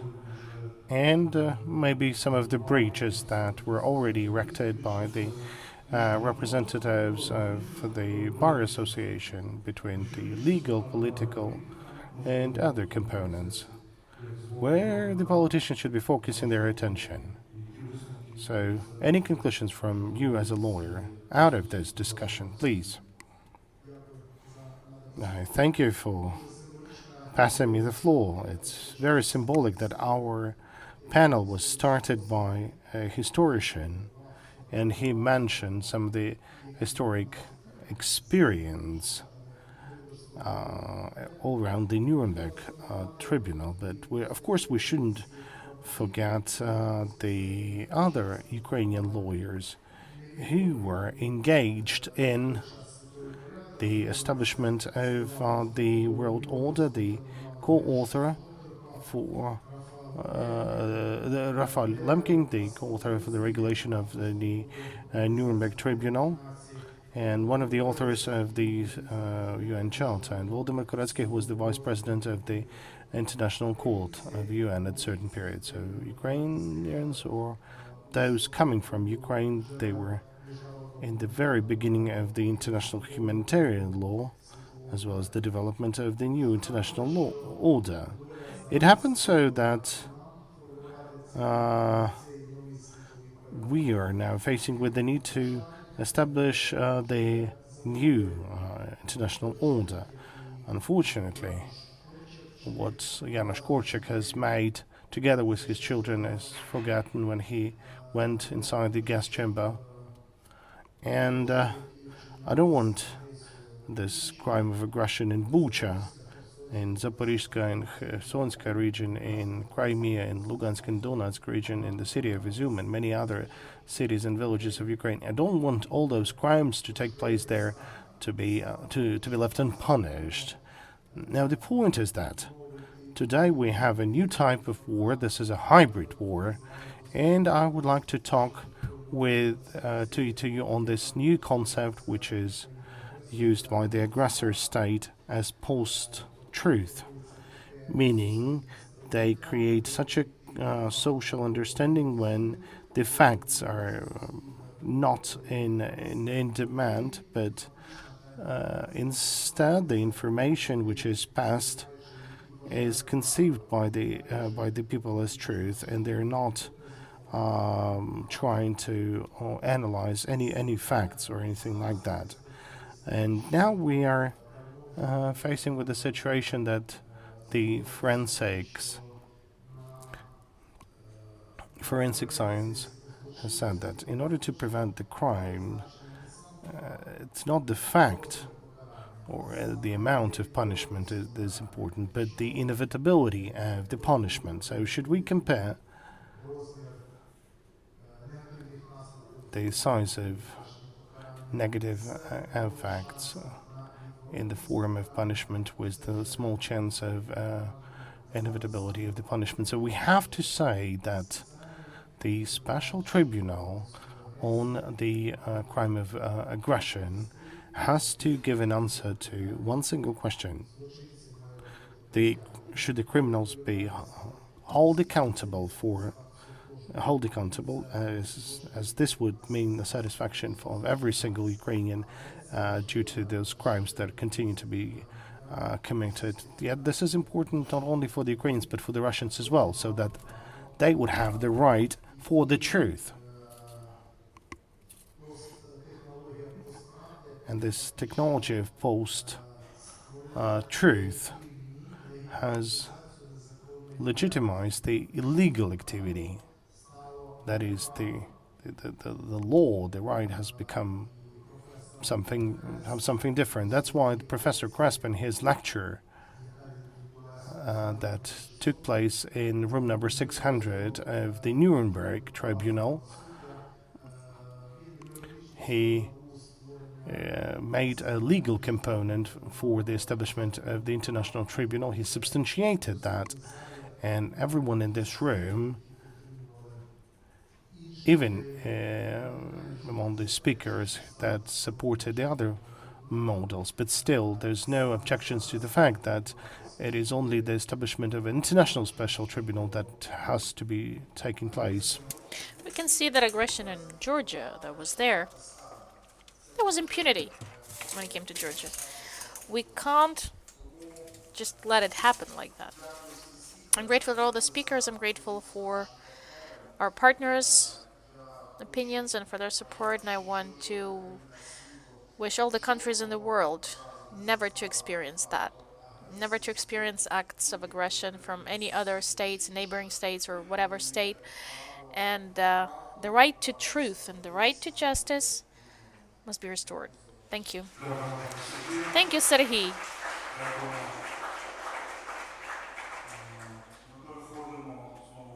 So we come back to online again. We're coming back to, I can see, Mr. David Crane, the former chief prosecutor of the Special Court for Sierra Leone. This is one of the examples, one of those special tribunals that were established. It was installed, and I think that Mr. David, you definitely have something to share with us, and to share this confidence that Ukrainian case will be successful as well. Please, the floor is yours. Well, thank you, and I deeply appreciate the privilege of addressing you, but also to listen to my colleagues make incredibly important points. But the bottom line is, I have a good news story for you, and that is, we've done this before, and we can do it again. Through the UN Special Court for Sierra Leone, which I had the privilege of setting up and taking down a sitting head of state for war crimes and crimes against humanity, it's important for us to understand that we have the proper jurisprudence, the proper rules of procedure and evidence, and as importantly, the experienced prosecutors, registrars, investigators, court reporters. We have a panoply of experience to do this again. And so I am telling you that it's important for us not to hesitate, but to move forward. We've put together colleagues Hans Corell and Erwin Kotler, who helped me put together the UN Special Court for Sierra Leone.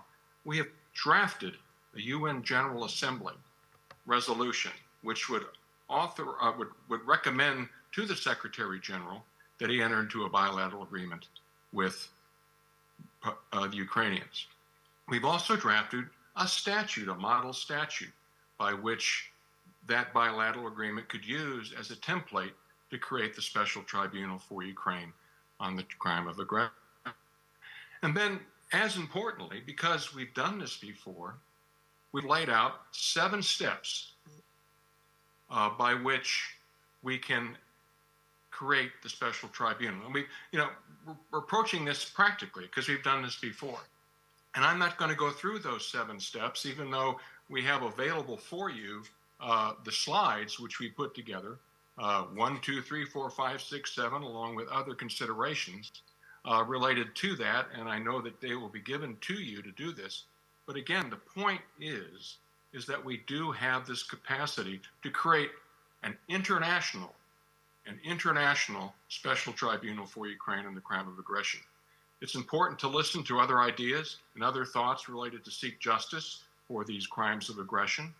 An ad hoc approach is ineffective. A regional approach only focuses on what's been going on in Europe. But at the end of the day, this has been an affront on the entire United Nations paradigm. A founding sitting member of the Security Council has illegally invaded a member state in the United Nations. This cannot stand. And so we have to establish, as we've done before in the past, recent past, just that. And so as you're seeing in front of you some of the slides itself, step 1, and if you'll do, just kind of scroll through as I'm talking, because I really just want to show you that it works. that we have this. And we can go from a beginning, which should happen soon in 2023, all the way to step 7. We would actually have, within a year, costing around $15 million, an indictment against President Putin and others for the crime of aggression. And what we're looking at and talking about, it's not just about President Putin, but we also have others who have aided and abetted the crime of aggression in places like Belarus, North Korea, Iran. And so again, as this is being scrolled through, I don't have the time to go in great detail, even though I would appreciate any invitations. I'd be glad to go through this. But the bottom line is, I just wanted to assure the audience as well as others that we can do this very effectively and efficiently with working together with our friends at the International Criminal Court. That's really, really important. This is not a threat against the International Criminal Court, but something that we would work together. So 3 final points related to a special tribunal for Ukraine on the crime of aggression. And as you can see here, it is a step-by-step guide. But one of the things I want to leave you with as we begin to close this very important conference is one of our colleagues mentioned very importantly, as I was literally headquartered in Freetown, Sierra Leone at the scene of the crime, you know, one of the things I always advocated is we're doing this for the victims of the tragedy, and it's over 1.2 million human beings were murdered, raped, and maimed and mutilated in West Africa. So all of this is for about the victims in Ukraine. But we have to ask this question: is the justice the international community seeks the justice the people of Ukraine want? And it's a resounding echo to me, working with my colleagues at the Ukraine Bar Association and our friend and colleague, Ambassador Anton Kornevich, is that, and of course, certainly His Excellency President Zelensky has clearly stated, he wants an international special tribunal for Ukraine on the crime of aggression. So let's listen to the people of Ukraine and let's unite together to do that. One of the things we also have to finally consider is that, you know, other strongmen in this age of the strongmen, other strongmen around the world are watching what we do. If we do something in an ad hoc basis or a regional basis, they'll figure out, well, this is a European problem, this is a Ukrainian problem, and they'll step around this, and it won't set the precedent that needs to be done, that the international community will rally around against anyone who commits the crime of aggression. These strongmen, and there are a dozen of them, are like crocodiles circling, watching, and if we do nothing strongly internationally against this crime of aggression by the Russian Federation, it is going to be a very dark 21st century. And lastly, and this is really important, the aggression by the Russian Federation, as I've said, is an attack on the entire United Nations. And the question, if we do something as a half measure, like a hybrid or even a regional approach, or do nothing, God forbid, then the question that we have to ask ourselves is, why do we have a United Nations? You know, we in 1945 came together to avoid exactly what is taking place today. So I offer this question rhetorically. If we do nothing about the aggression against Ukraine, or we do a half measure to make us feel better, or it's political expediently to do so, then why do we have the United Nations in the first place? So I want to leave you with, obviously, the bright red thread of creating a tribunal is it's a political decision. We've got the ability to do this legally and practically, I've just told you. But again, the bright red thread, it's a political decision to create an international special tribunal for Ukraine. We've got the model set up and we can execute this. And I'll just leave you with these final words that I used to tell the people of Sierra Leone when I used to walk the countryside in town hall meetings listening to them. I always told them, and I'm telling the people of Ukraine, the rule of law is more powerful than the rule of the gun. Thank you. Thank you, Mr. Crane. Thank you for your important position, important words for all of us. I think we will ask you next time, any times, several times to help us, because your level of understanding of this process is the hugest, maybe, of all of us. And we have the very last panelist, also online. Hans Korel is with us.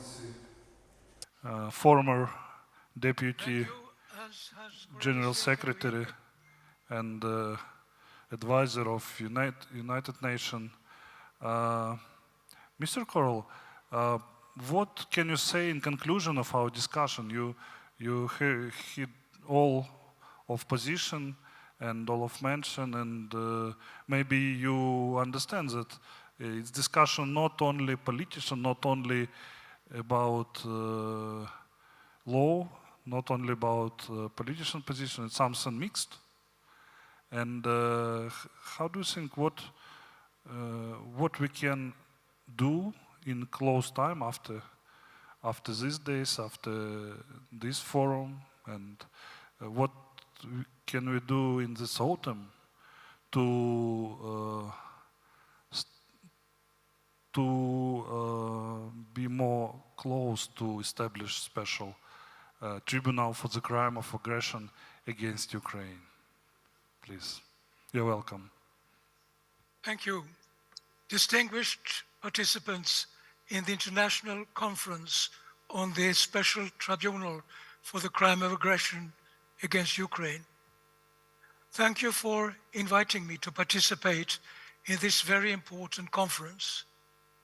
Before addressing the topic of Panel 4, of which I am a member, I would like to say a few words about the discussion in Panel 1 that focused on the modality of the tribunal: United Nations, international treaty, hybrid format, which one to choose.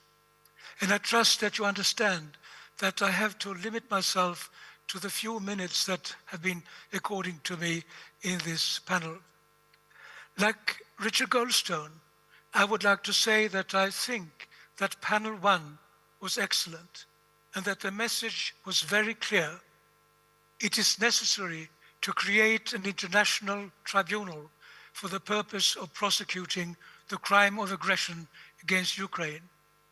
I refer in particular to what was said by Philip Sands, Klaus Kress, Arif Abraham, and Rein Tamsar. In the discussion, reference was made to the Special Court of Sierra Leone.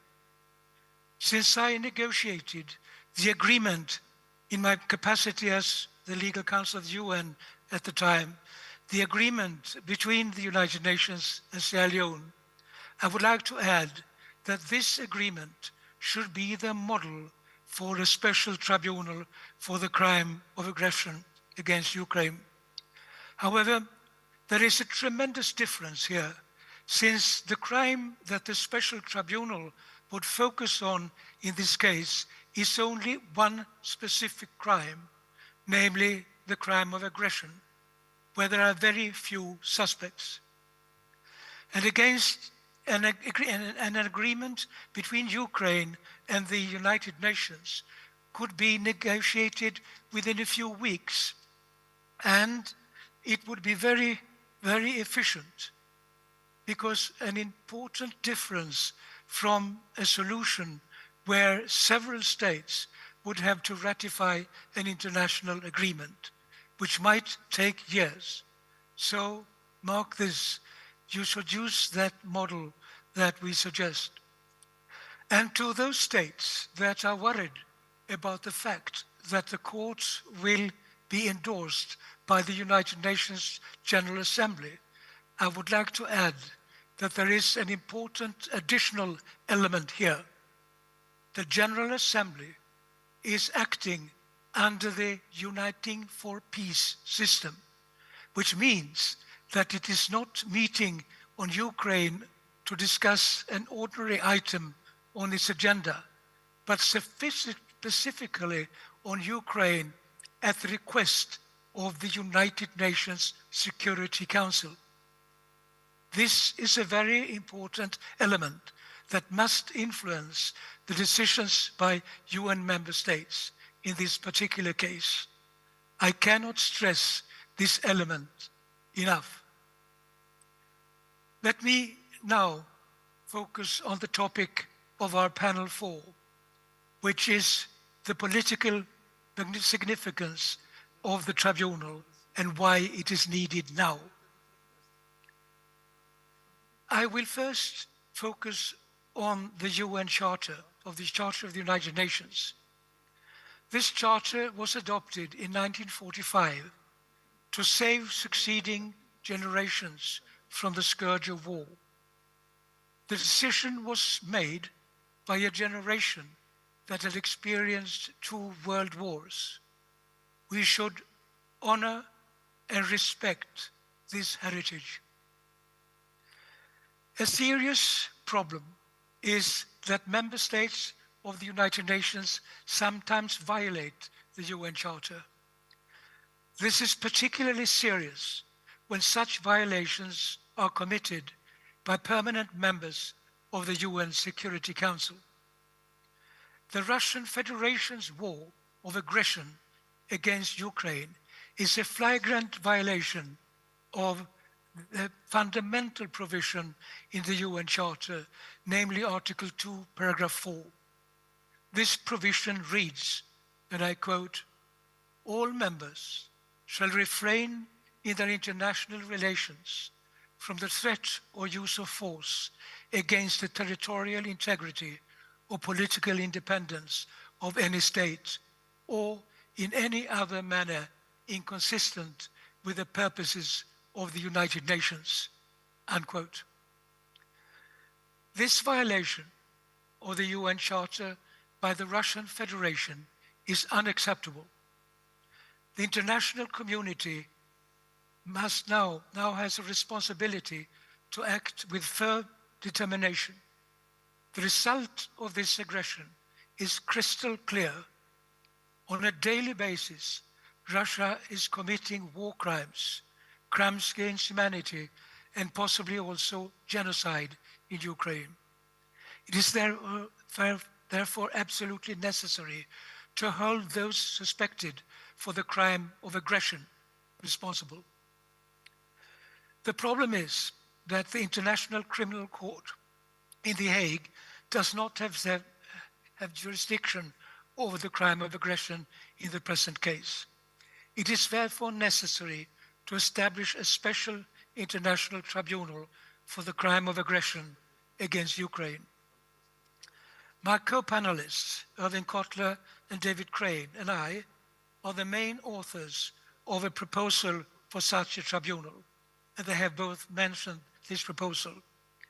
The proposal is based on our experience from the establishment of the work of the Special Tribunal for Sierra Leone. Because of the high official positions of the suspects for the crime of aggression against Ukraine, it is absolutely necessary to create a similar international tribunal for Ukraine. I refer to our proposal for this, which is available on my website. Just Google my name, Hans Corell, and then selected material, and you will find it, and also reflections on the role of the General Assembly in this context. In this context, it's important to emphasize that a tribunal of the kind we propose will not compete with the International Criminal Court. It will be complementary. And I refer what David Scheffer said and others here in panel 3, and also in our own panel that Jennifer Train and also Irving Kotler mentioned this. And I think also David Crane. The topic of our panel 4 is the political significance of the tribunal and why it is needed now.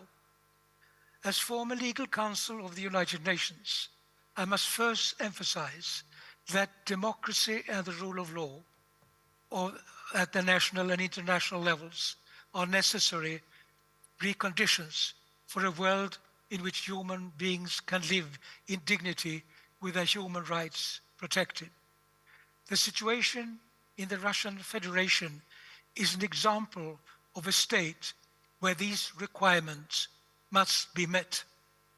Of particular importance is that politicians understand their responsibility for advancing democracy and the rule of law.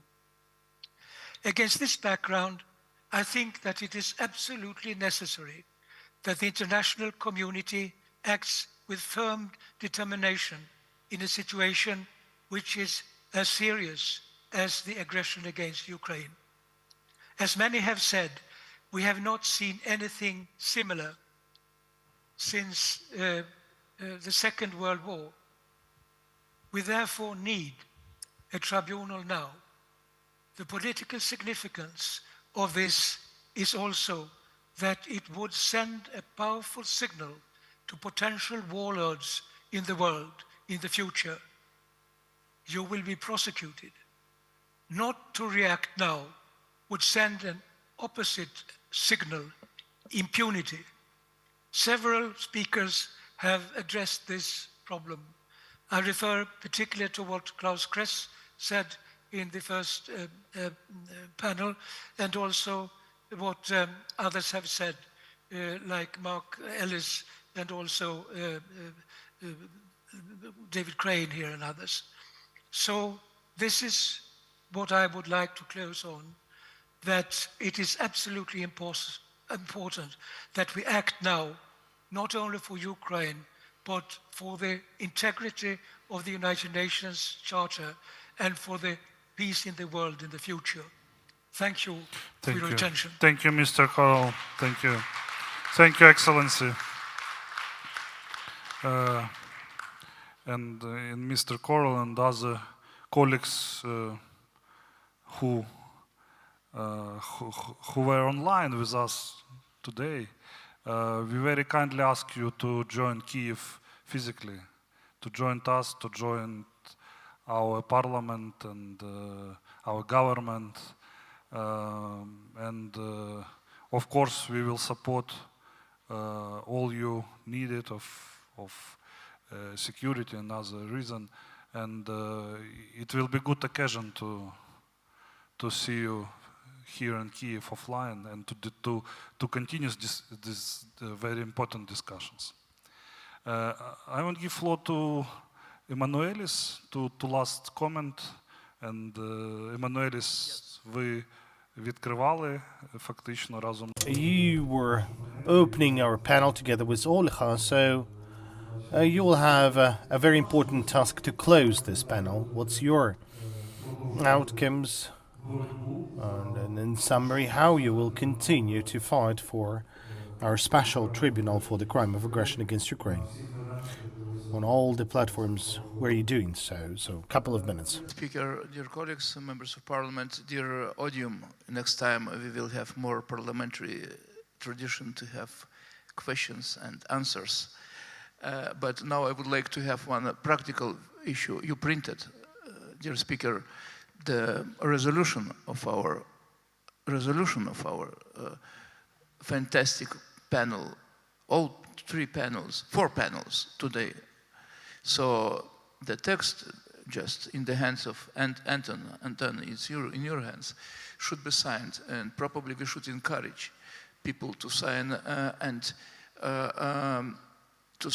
or even the panelists even should amend if they have some idea immediately, and done before United Nations session September 14, 15, 16, 17 to distribute through United Nations session in New York, to send that to Council of Europe, both sides, Committee and Parliamentary Assembly, and then to your organization, OSCE. We should know that this fantastic, mature discussion is a last call for implementation of establishment after many resolutions. So I would like, of course, I'm sorry to stealing from you, but I would like to encourage all of them to sign that. And that one point more about, not mentioned, not at all by everyone here during the discussion, is about racist state ideology, who should be included like a point, ideology in Russia, ideology of Russia regime, criminal ideology, like criminal was Nazi ideology during Second World War, should be included for evaluation. It was, I'm sorry, in all our resolution, how they are educating their people and preparing the people for the Second War ideology, evaluation of the ideology who are implemented through the action of Russia army should be included. So for this, in this moment, I think after many of conferences attended by me and all audience here, I would like to say that was one of the most successful idea to organize such panel. You can be happy that that was balanced, mature, neutral, objective, and the idea mentioned by President Zelensky 1 month ago in The Hague to establish, without any discussion about the four special tribunal, international tribunal was implemented during the discussion today, and we know the way. So thank you so much for doing that, and we will be doing next steps for implementation. Thank you. Thank you. Thank you.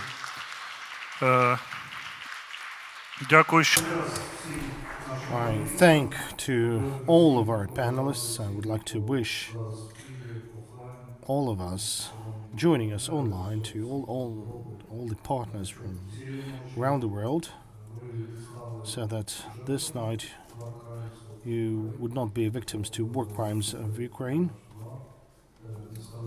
so they wouldn't become victims of Russian aggression, so that no one in Ukraine would become a victim every night, as it may happen every night.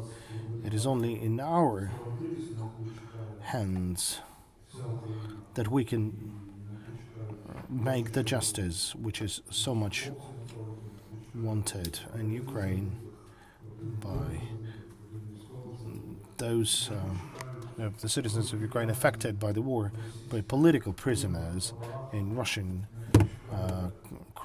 prisons. This justice that is so much wanted by Nariman Dzhaliyev and other Crimean Tatars and millions of Ukrainians. Hopefully this justice will take place through the establishment of the special tribunal.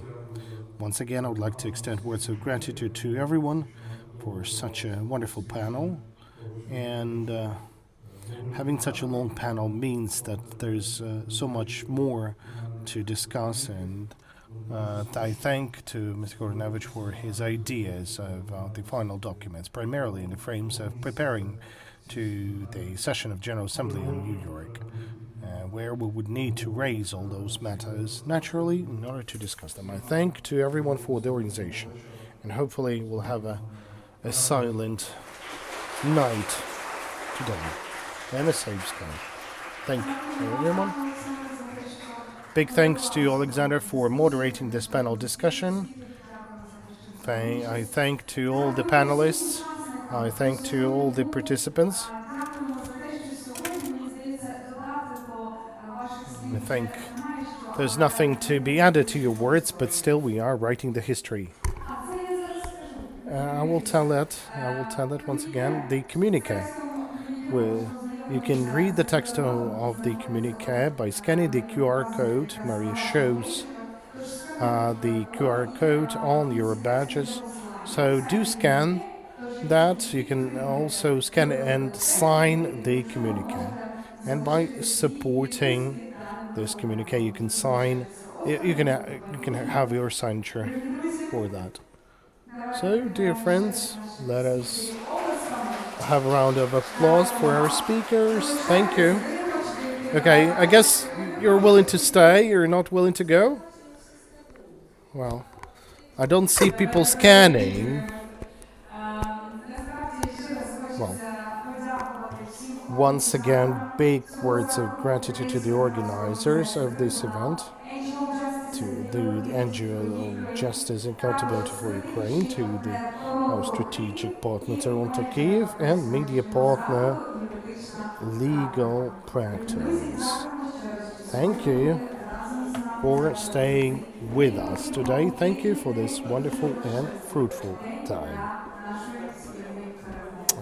for our common victory. Stay safe and have a safe night.